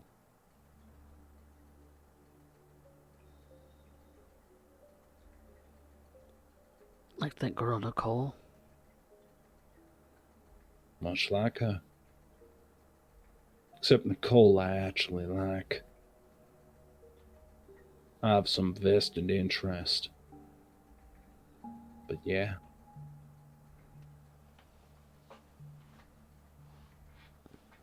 Nicole is a bit of a daytime observer. She's there to help me out when I can't be around. See, unlike you, I can be spotted walking around in the daytime.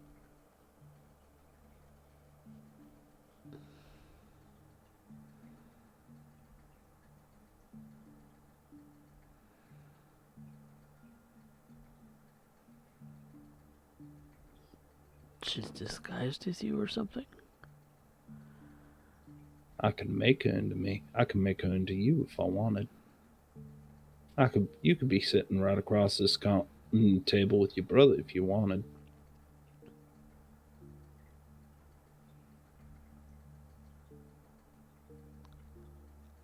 Like I said, Legos. Legos. Got it.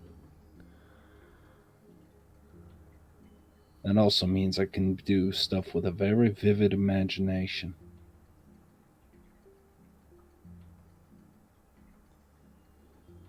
So I have to ask you. Well, maybe you wouldn't know. When it comes between what Noel says and what your brother says, which way is that coin gonna flip?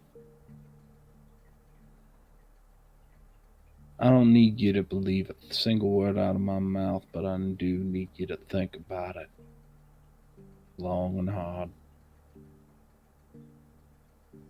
Ray's been more carrot than stick lately, but I assure you that Branch is still well in use. Brian might have a soft spot for you because you're young. He wants to see you come up right. Noel thinks he's doing the right thing because, well, you're still on this side of the grave. Well, you ain't in heaven and hell yet.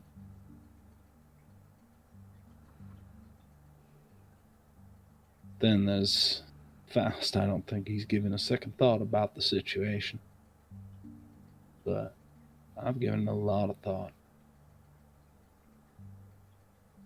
I need to know if I'm dealing with a liability. Now that I've had a conversation with you, I know. And you won't get more than 8 blocks out of here without my say-so. She picks up dime. I say, I'm everywhere. You don't know where I am. I could be that girl bagging groceries. Maybe that person who's pulling up to you alongside, threatening to race.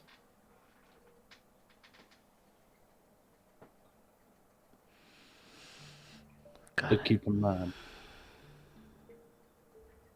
I'm your prisoner.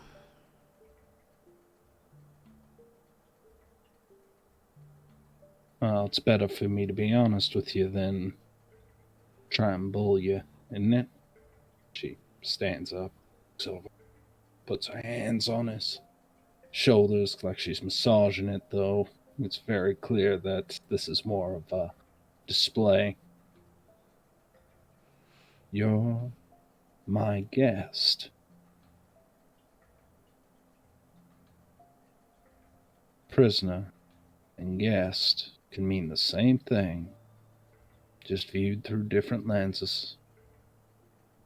So, be happy, Noah. You found your ark. It's filled with all the beasts of the world looking at you. You're the captain of your own ship now. I hope you steer yourself right. Avoid any icebergs. So, with that being said, what can I get you? He starts walking to the fridge. I'm fine, thanks. And I believe that's where we are going to switch gears. We're going to follow Ray and Brian as they are out and about in the city streets, getting a lay of the land, as it were.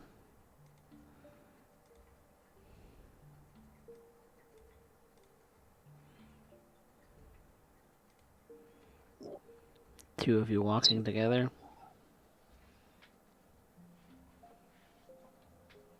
Ray walks in relative silence. She wants to pick up some nuts before she does and too much else. Need to feed them squirrels. Keep them Walnuts, happy. right? Yeah.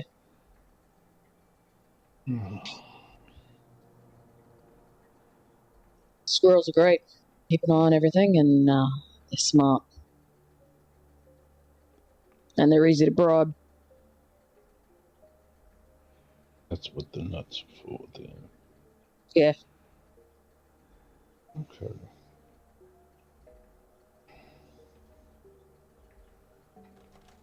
Not necessarily the cheapest bribe, but often the most expensive.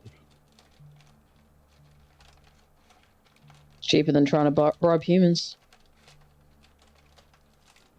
I find it much more easy, intimidating that humans into what you want them to do. Yeah, it depends on how you go at it. Who you talking to, why you're talking to them. You don't have to necessarily be extremely hostile when you're a man of my size and stature. That always helps. It's intimidating on its own. But a little gruffness, and most folks tend to snap too.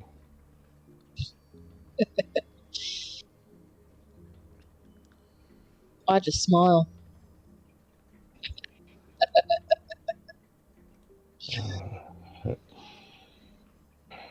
As we're walking along, I'm assuming going to buy these nuts, we ain't had much chance to really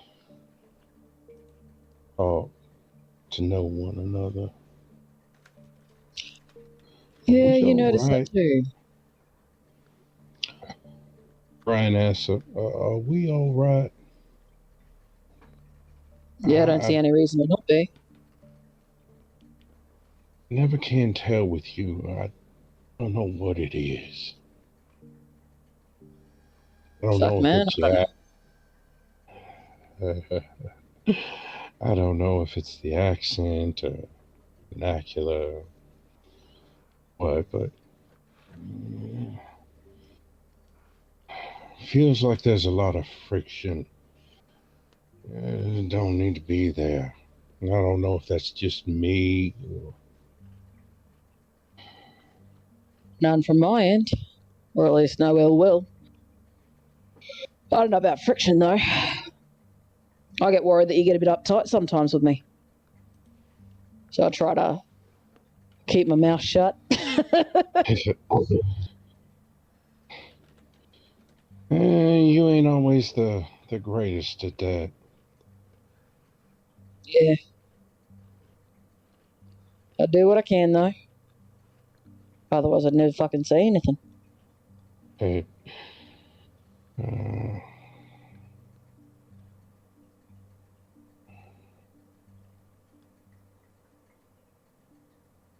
What's on your... Oh, you know, when I introduced Elder Chisholm, Yeah.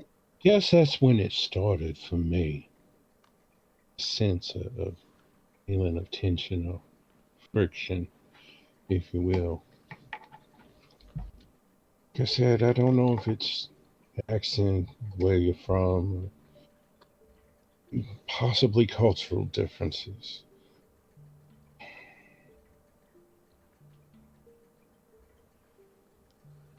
That whole nonsense of you mouthing off about my name. Ah. You know that was like me joking around, right? Not at all. Really? That's see, that's what I'm talking about. Um, I guess it's a cultural thing. I don't understand your sense of humor. I don't Yeah. want it. Maybe you don't understand mine. I don't want there to be any friction. Uh, I really do like you. Like to get to know you better, but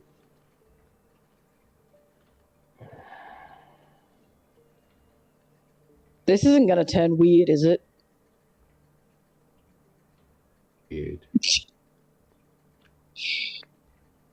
Oh, I'd like to get to know you better. I don't want there to be any friction. Sounds like you're about to fucking propose to me, mate. In all honesty, you ain't really my type. Whoosh. Whoosh. Hmm? It was a And joke. Clarkson. See, there you go again. I don't know. I don't understand your humor. How do I explain my humor? Consider it, fuck, how do you explain Australian humour?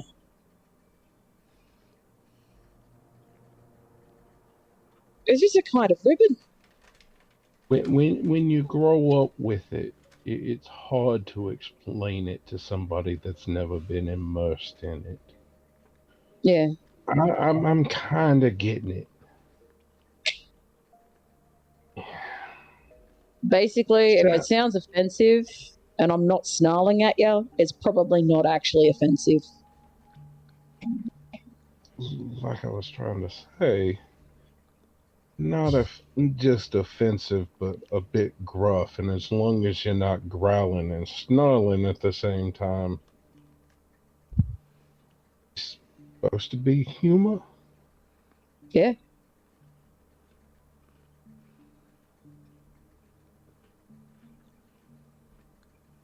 That's how I'd put it. Right. Okay.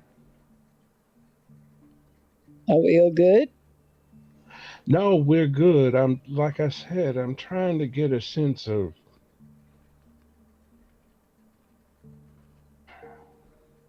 you. I want it's going to take a bit of time for me to adjust, but I think we'll get there. What do you want to know? Beyond how this started. What is your take on the situation with Maria? As he brings that up, her face changes drastically. Insight. I don't think I really need to, but Unless Ray is not even going to oppose it. if she's not trying, then you don't have to oppose. Then it's obvious. This plan is day in Right. her face. She's rather uncomfortable with it. so I take it you're in the same boat with me. She's sliding, doesn't seem to be looking back at all. She seems to be just rolling with it. Brian, how far do you right? think? She fled. In the short time I've known her, much further than I would like to think about. Ain't sure how much of it's left. What do you think she is capable of? What's the worst thing that you think that she would do right now? Worst thing? Can't really imagine it, but I really hope that poor boy is still whole and healthy when we get back. Splattered all over the walls like Yeah. some gory macabre painting. Oh, that's not too bad. But I Possibly reckon if it was body necessary, part. she'd kill a whole horde of people. Oh, That's how far she slipped. Brian goes on to say that he imagines body parts rearranged, the straw sticking out like some kind of macabre Capri Sun juice pouch. Yeah. Well, not just Noah, but Cole. Or any of those other poor slobs that got left. Maria's care.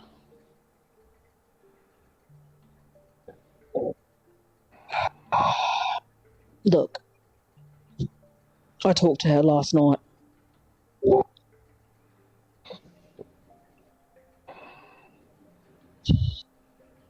Something I ain't been able to do in weeks.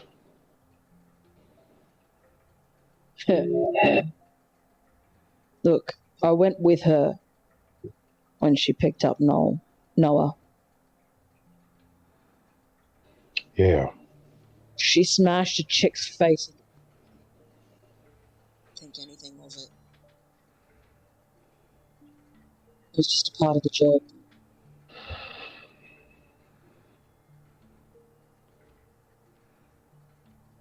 She's,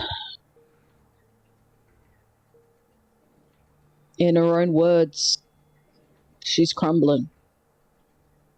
She's falling apart. She's being worn away.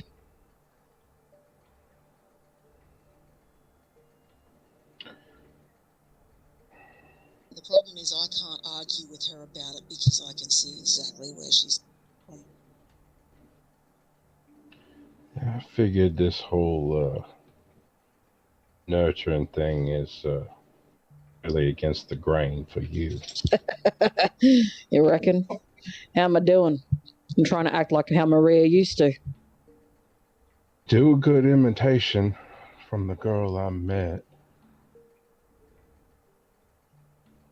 Yeah, but it's nothing compared to how she was when I met her.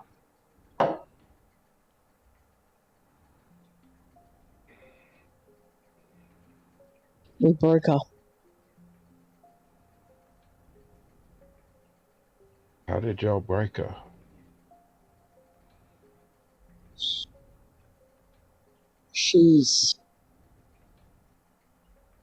I mean, we've all been under strain, but she's done a lot of the hard yards.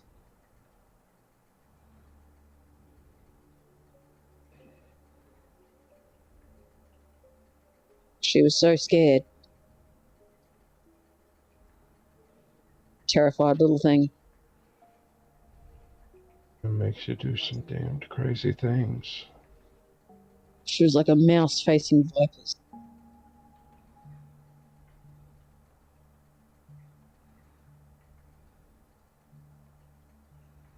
Now she is the viper.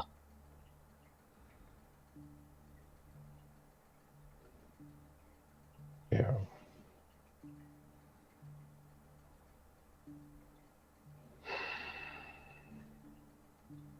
Frankly, she's kind of scaring me. Saying something.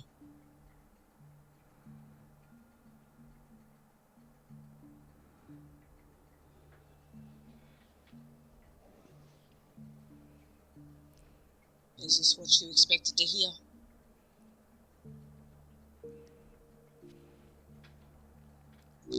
Yes. Yeah.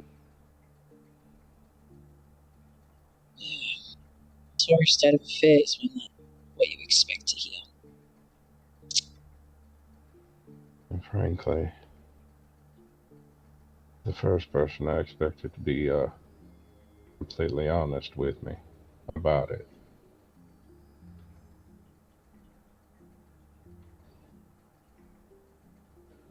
I don't expect Maria to be able to understand it.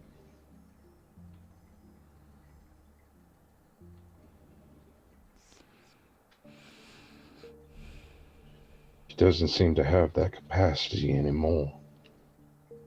Well, she understands it, she just doesn't feel it.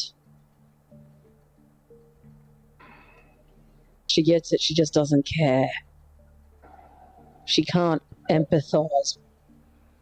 The capacity to feel it is part of being. If you can't feel it, you may have had a memory of what it was, but you no longer understand what it is. That's bullshit. From what you're telling me, she's becoming a sociopath. She understands the difference between right and wrong. She just don't fucking care no more. That's exactly right. But she's not just becoming one, she's already become one.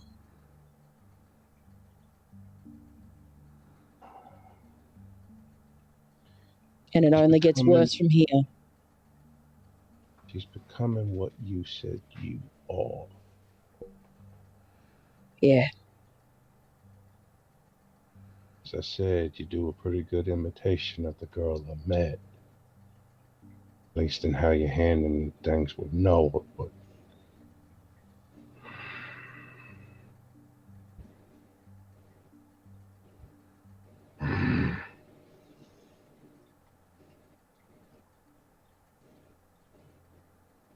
So what do we do about it?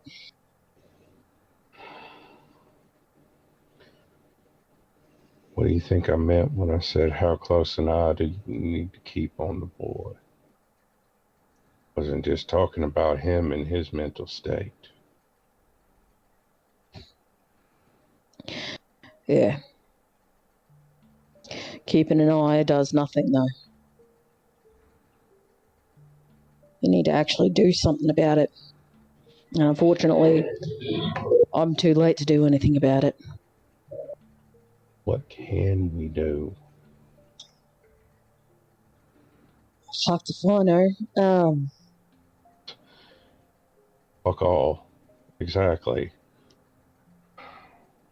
We can't fix her. The only thing we can do is keep an eye on him. Maybe be something there to keep separation between them if necessary.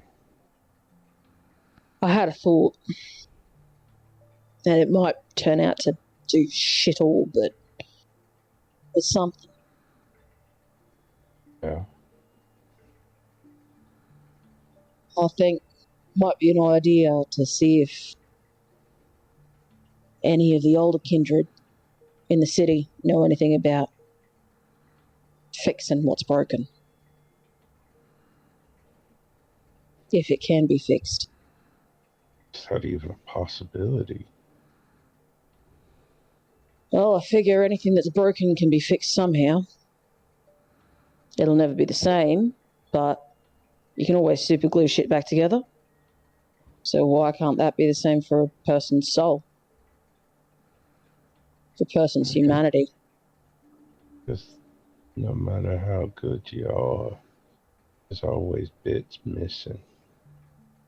Like I said, never be the same. But you can at least piece it back together.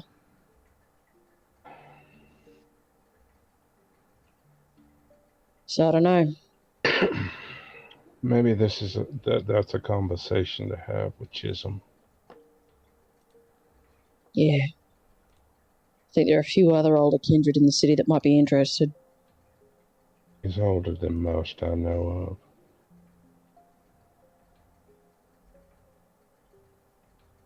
If he don't know, maybe he knows somebody that might.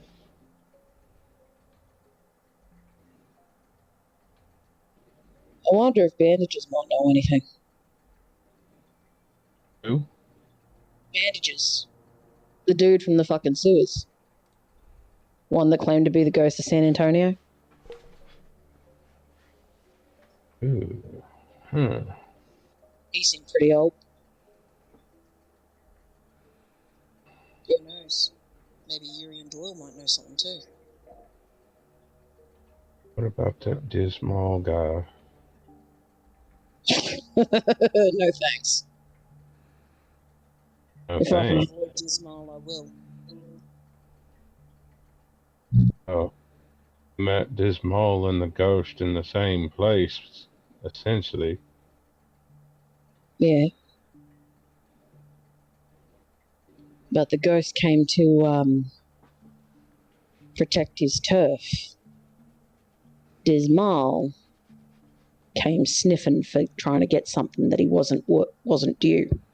So Huh.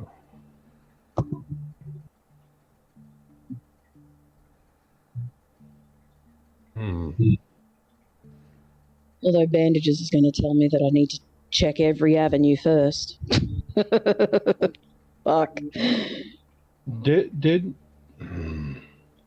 How do you propose on meeting up with Bandages when the last time we saw him, he said if we came back down there, that would be the last thing we ever did? If we came down there empty-handed. And what did he ask for?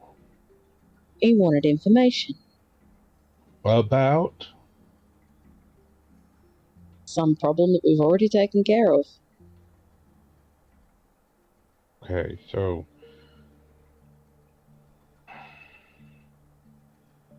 So, new avenue of conversation starts. okay.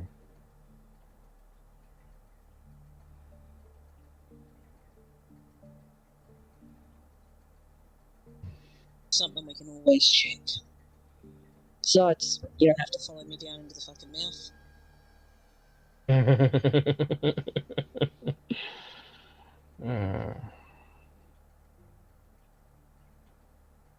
someone needs to keep an eye on what's going on up here. Alright.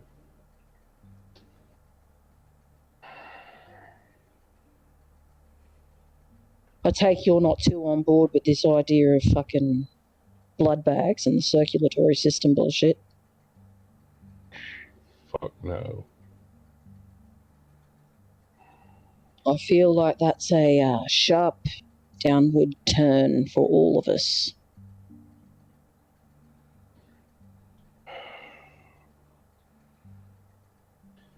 I understand the idea of it.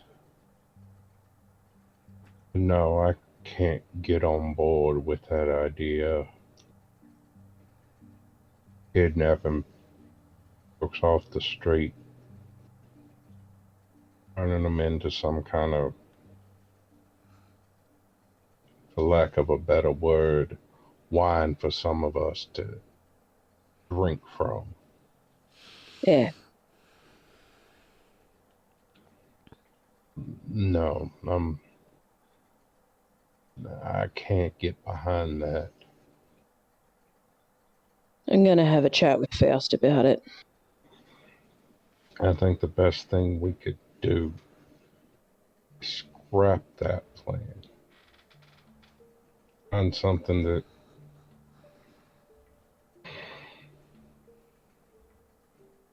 a Well, the bar. original idea was what he was calling a rack, which was fucking. Basically, he's referring to a place where we can all go and eat and not have a fucking problem. Like I said, the original idea, I understand. You have a place, a business, something that we own, we run. Caters to folks, Yeah. variety or another. Gives us a place to come and go. What's the term I heard? Knows a herd, so to speak, that is part of it. That those of y'all that can, they partake. But again, it's ours. I can get behind that.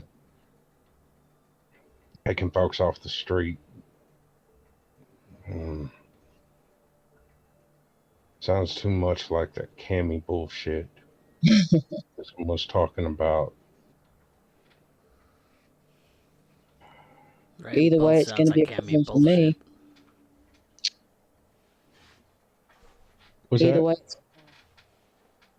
it's going to be a problem for me.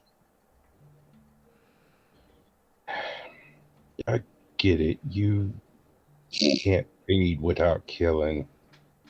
Yeah, yeah. And, uh, Unless we we think of both a have way, issues with things like that. Unless we can think of a way to make it available for people passing through town.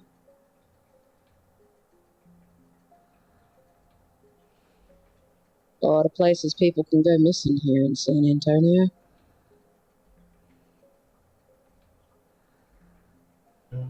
There are tourists pretty much year round. Yeah, but both of you know that Batista has an iron grip on all of the tourism industry. Pretty much.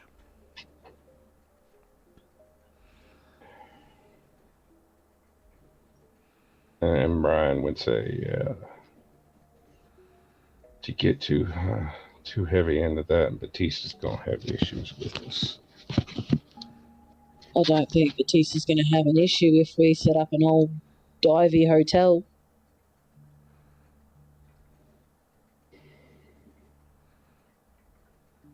Hmm. Hotel. Yeah. Attach a bar to it, maybe a restaurant. Have Yeah. people come in and out of Gym. town to stay there. Some people go missing. Occasionally, you'll get fucking drug deals and shit go through, which will ease up fucking Marjani on their backs. Hotel. Bar. Restaurant. Maybe a gym.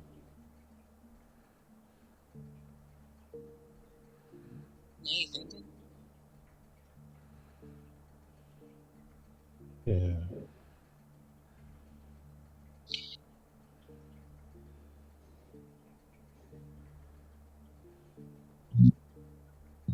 And as a Brings in money. Right. See, I was thinking more like a bar. Club. yeah, There are quite a few of those in town, but well, exactly.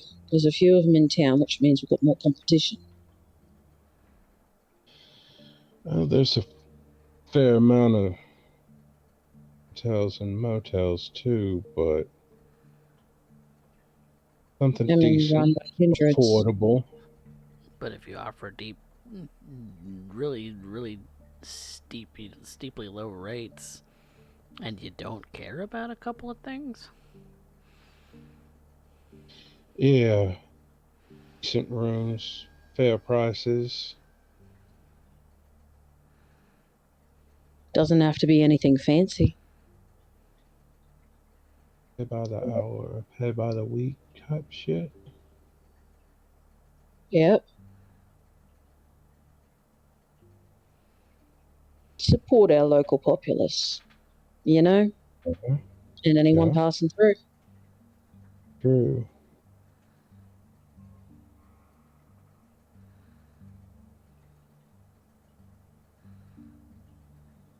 Cogs turning.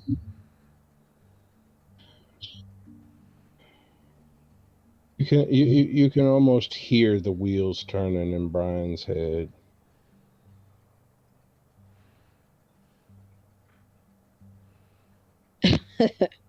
Anyway, something to be talked about with Faust. Yeah, He's the one with the business head. from my point of view, the one that's got the resources for the backing of. That's exactly right.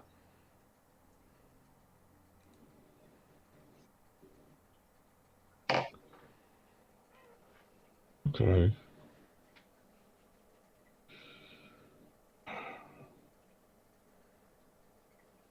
I'll look into those older kindred though.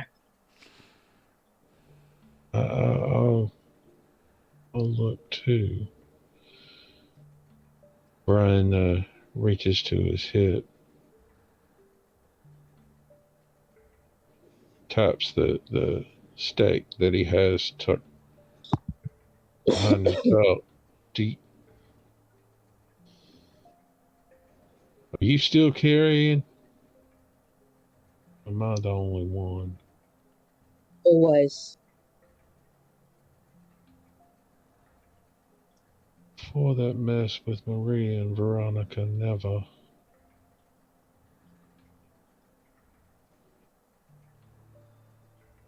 You never know when they're gonna creep up on you.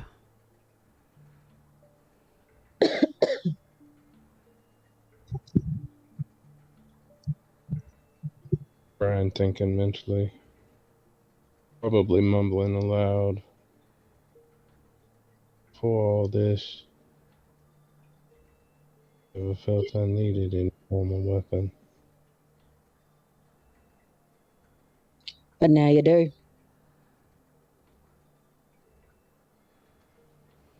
Kindred aren't always so easy to take down with just your fists. Maybe not at the moment, but I'm told some of the gifts I have work essentially the same way.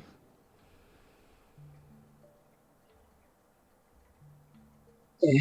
Well, same goes. I don't know if it's fact or rumor, but damn sure don't know how to get there. Why do you think I'm working with Benji? Brian cocks an eyebrow at that. What? Yeah. Pop around every now and then. He teaches me a thing or two.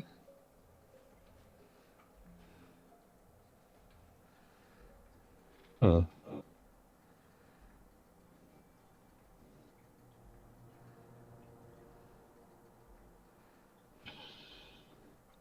You think he'd be to taking on another? Dunno. Depends on how much you piss him off. Never really got the sense that I pissed him off.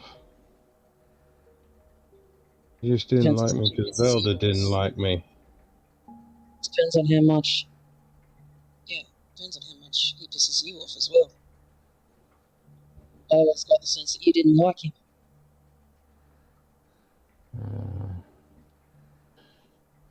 Indeed. I can bite my tongue. Probably a good idea with him. That man's got some heckin' fucking strength.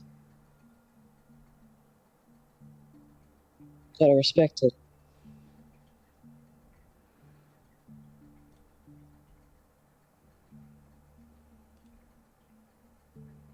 got skills of my own, but I recognize the power behind them.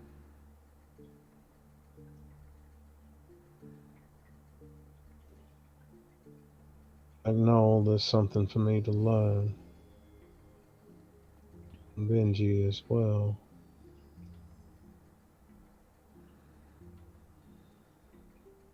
I reckon I can hold on to that anger if I have to, as long as it gets me closer to what I'm looking for.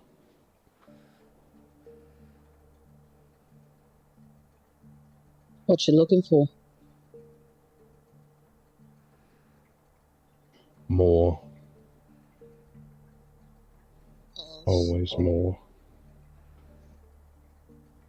Skills, power. Trade him dry. You looking for more skills and power, huh?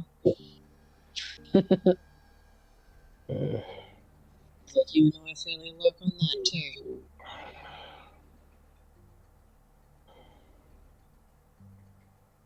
Something I learned a long time ago. No matter how good you are, how strong you are, there's someone that's always better, faster, quicker, stronger. It's only by putting yourself against these people and working with them.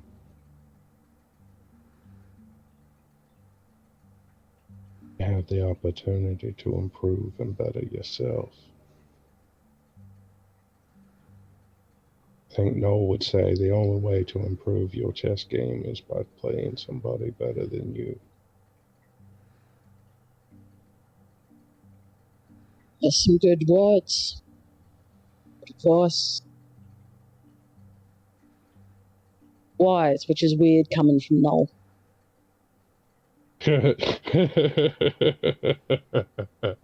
Like I said, half the shit that comes out that man's mouth is shit.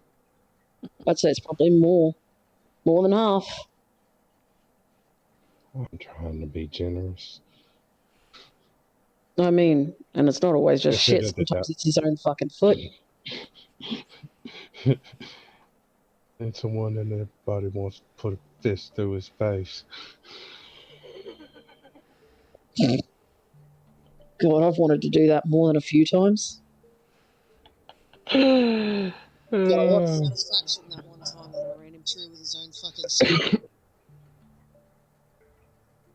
Say what now? Yeah, ran him through with his own sword at one point. I wish I had been there to see that. No, you don't. You give a fuck about Maria? No, you don't. Oh. Yeah. If that's the case, no, probably wouldn't be here. Yeah. You just ran him through, I probably would have killed him. Couldn't afford to at that Probably weren't point. far He was off still of it. useful. Couldn't afford to kill him at that point. He was still useful.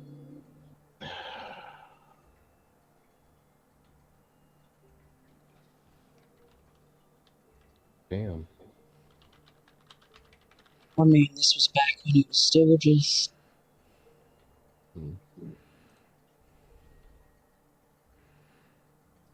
Faust, Noel, Maria, and myself.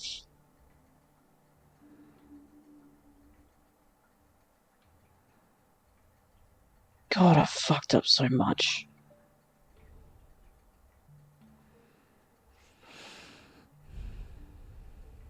Y'all fuck up. Y'all make mistakes. I often learn more from my failures than from my successes, so I'm still here. Still have opportunities to learn. Yeah, but most people's failures don't turn other people into whatever the fuck Maria's becoming.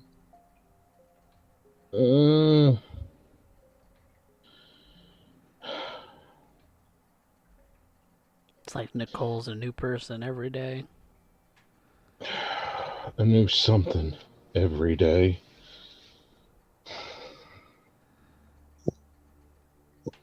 Not always for the better.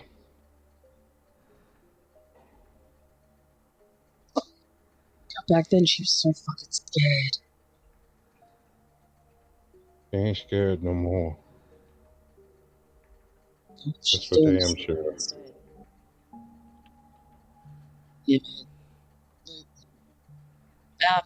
nuts. Yeah. I need me some nuts.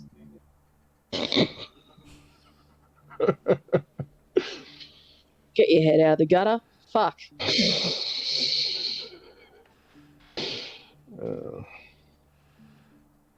Better. What was that? Gutter. What about the As gutter? you're saying, as you were saying that, Brian's replaying last night with Maxine in his head.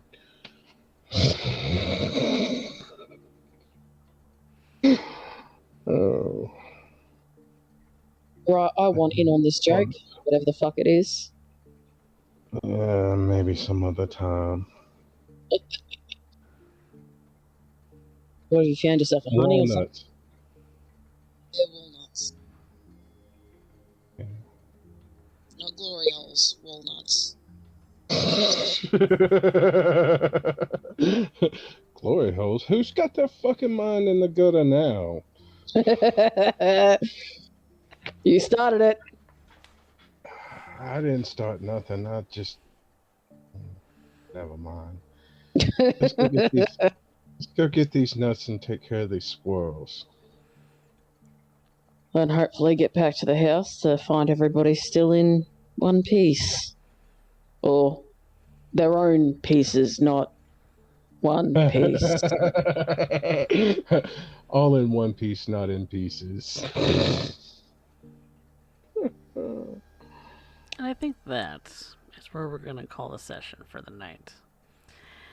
Where next time everyone's going to get back together, we're going to realize that Noah is indeed in one piece.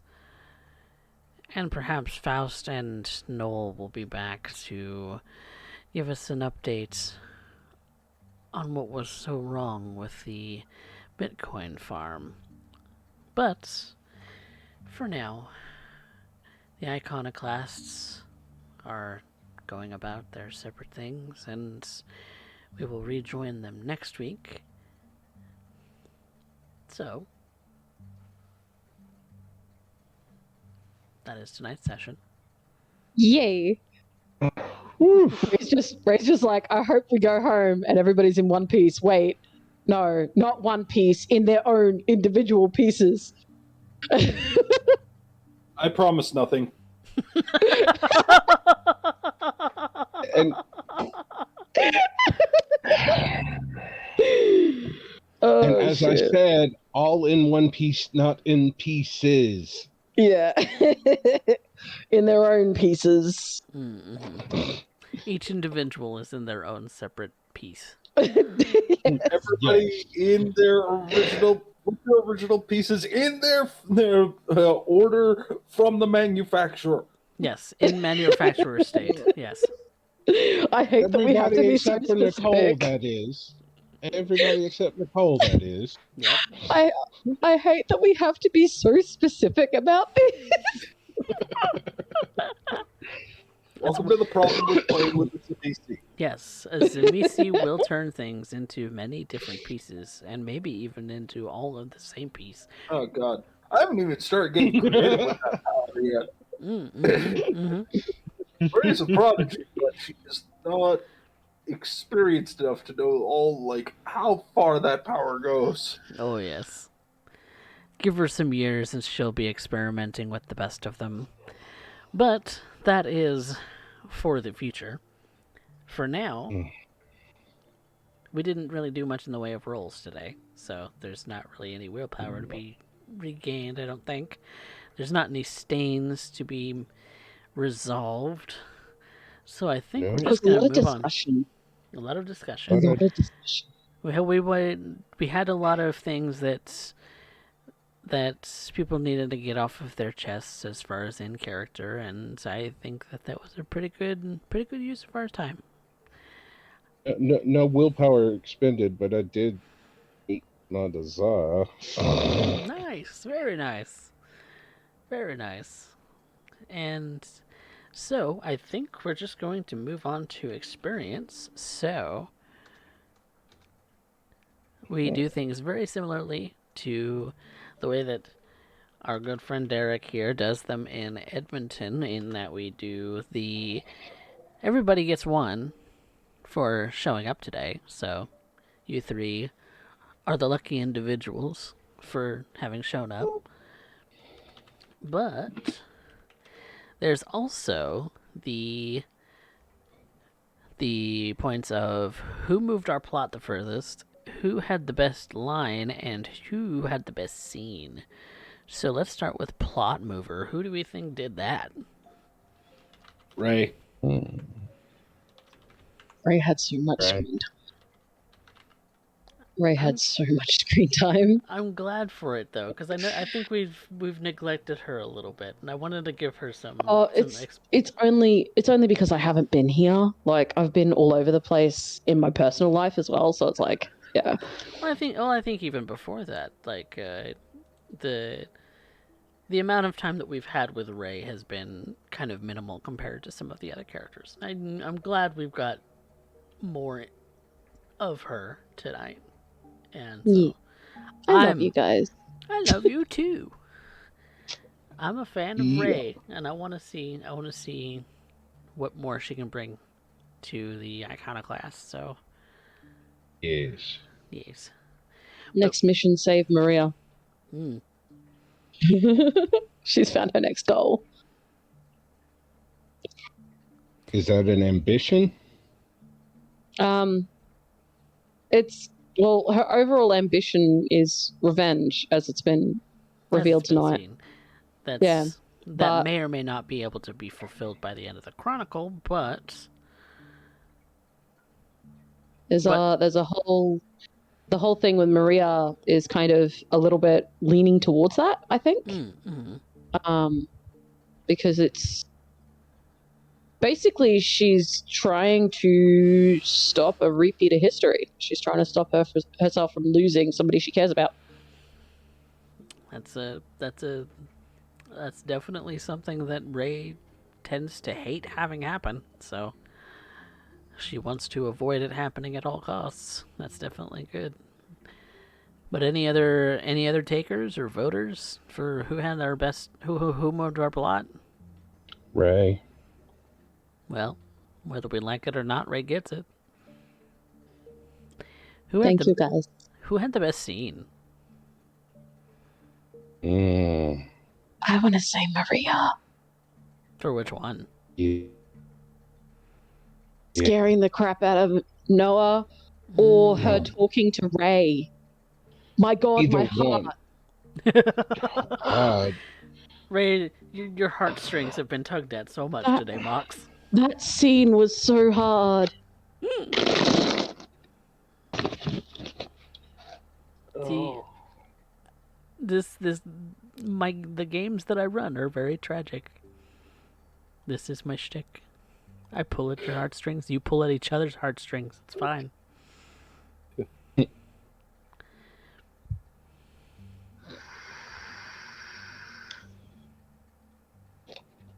I'm pretty sure that goes to Maria. Guess so. I guess so. Then, who had the best line from tonight?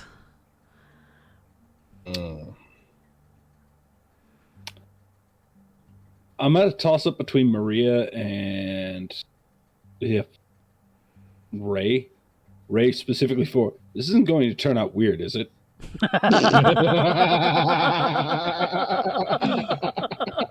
Sounds like you're proposing marriage to me or something. Brian was definitely sounding like he was hitting on Ray, that's for sure. Ray was like,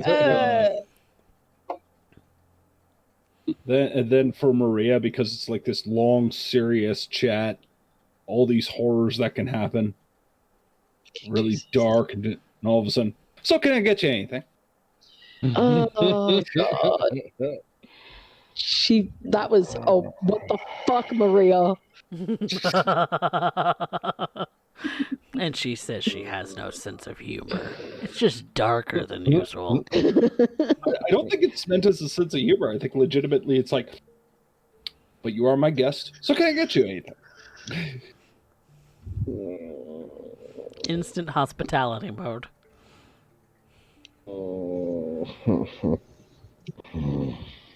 I liked my walnut joke as well. I thought that was funny. Walnut from the glory hole.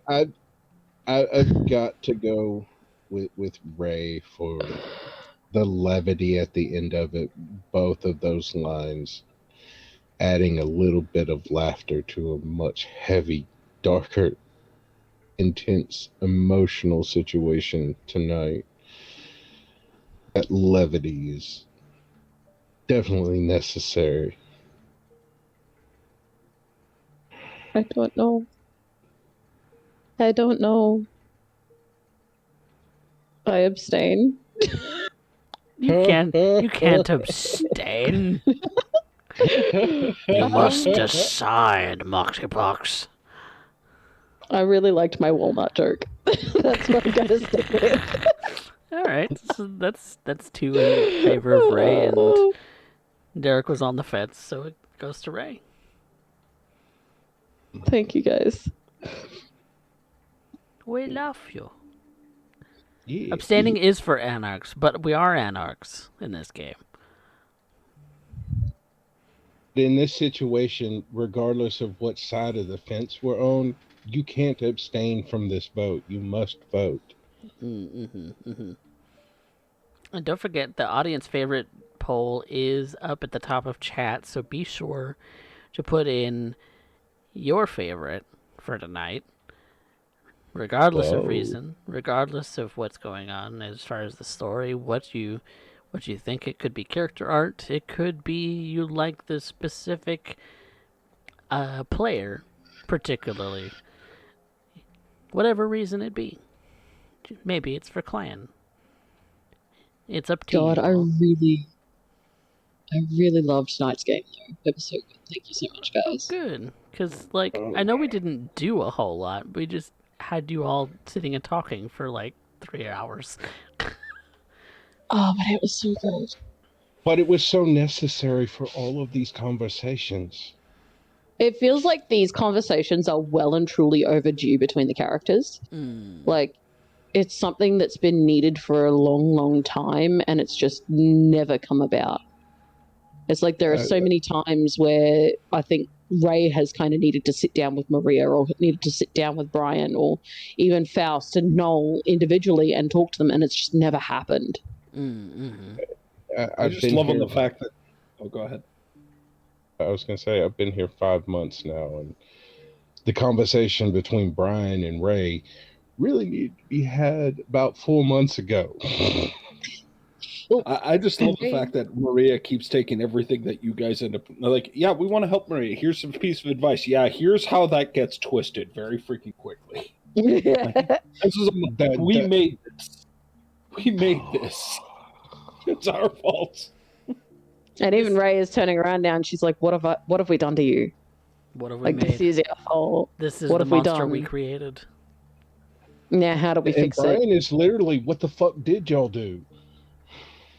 The best part of it all, in my mind, if anything, the one thing I like about Maria is she's a cautionary lesson about why it is that you don't sire and dump, and why you have to be very sure, are you willing to sire? Because what you might end up with is not what you initially built.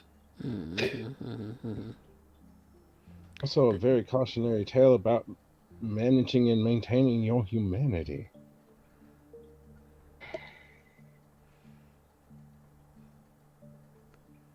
Things you will do when you've lost it and don't get it back. Yep. That is the thing. But it's also Yeah, I some. just- It's also something to look into. So, should anyone want to go looking for a quote elder in the city? Oh yeah, Ray's going to. Brian will be as well. You know, as old as Or, Ancilla get, because yeah, the city is chock full of Ancilla. and I think that's about as old as we're gonna find around here. Well, Everybody else Oh. done run off. Well, no, not exactly, I don't think. I think there is one that's older, but Ray doesn't know about that yet. no, you don't know exactly how old any of the kindred are in San Antonio. For all you know, all of them are eons old, and you have no way of knowing.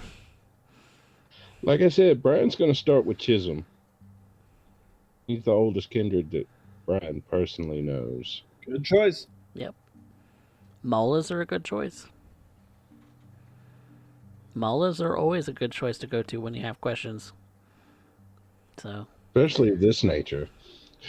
yeah. When you have a conundrum that you're not sure how to fix, then they're exactly there for that reason. So, the audience is- poll is almost complete.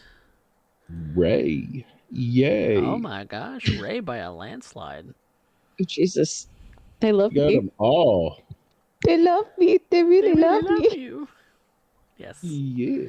Thank you, Ra- guys. Yes. I'm glad we had fun today. So, with experience and everything all completed, we are going to do some shout outs. So, Mox, since you kind of stole the show today, why don't you give us an idea of what it is that you do? I'm actually from Gathering of Nerds. You can find us over on our Twitch channel, where we do a whole bunch of variety style streams. We do a lot of games online. We've done Phasmophobia, we've done things like Raft, we do tabletop games, whole variety of different stuff. So you're sure to find something that you'll enjoy. So come join us over there, and we're on every Tuesday and Wednesday night Australian Eastern Standard Time. And Derek, why don't you give us some idea where we can find you and what you're up to next? Don't give me ideas. Well, ladies and gentlemen, my name's Macabre Derek. I am a Vampire the Masquerade storyteller for Edmonton by Night every single Sunday, if at 6:30 Central Standard Time. I also run Vampire the Masquerade workshops on Monday at 7 o'clock. Tuesday through Thursday, I should say. So tomorrow as well. I end up drawing on the macabre. So you can end up seeing me do my comic art where I end up doing illustrations for characters. I take in live commissions, and right now we are in the middle of Goretober, and I got a lot of work to catch up on too. So if you aren't particularly squeamish, if you enjoy a bit of dark humor, if you yourself might end up enjoying some of the more twisted natures involving World of Darkness and other such horror iconography, I do invite you to join me. Now, if only I can master the English language. Yes. Yes. It seems like a thing that happens sometimes, but we also have Simba's Bloody Mojo, who doesn't really do any streaming, but he's still a good bean and deserves a shout out every now and again. So, but with all of that concluded, we are going to say goodnight for now, and perhaps you will see us again next week, and hopefully have Faust and Noel rejoin the Iconoclasts, and we get up to more of the shenanigans that happens with this coterie. So, say goodnight, everyone. Good night, everyone. Rest while you can, Jude. Good night.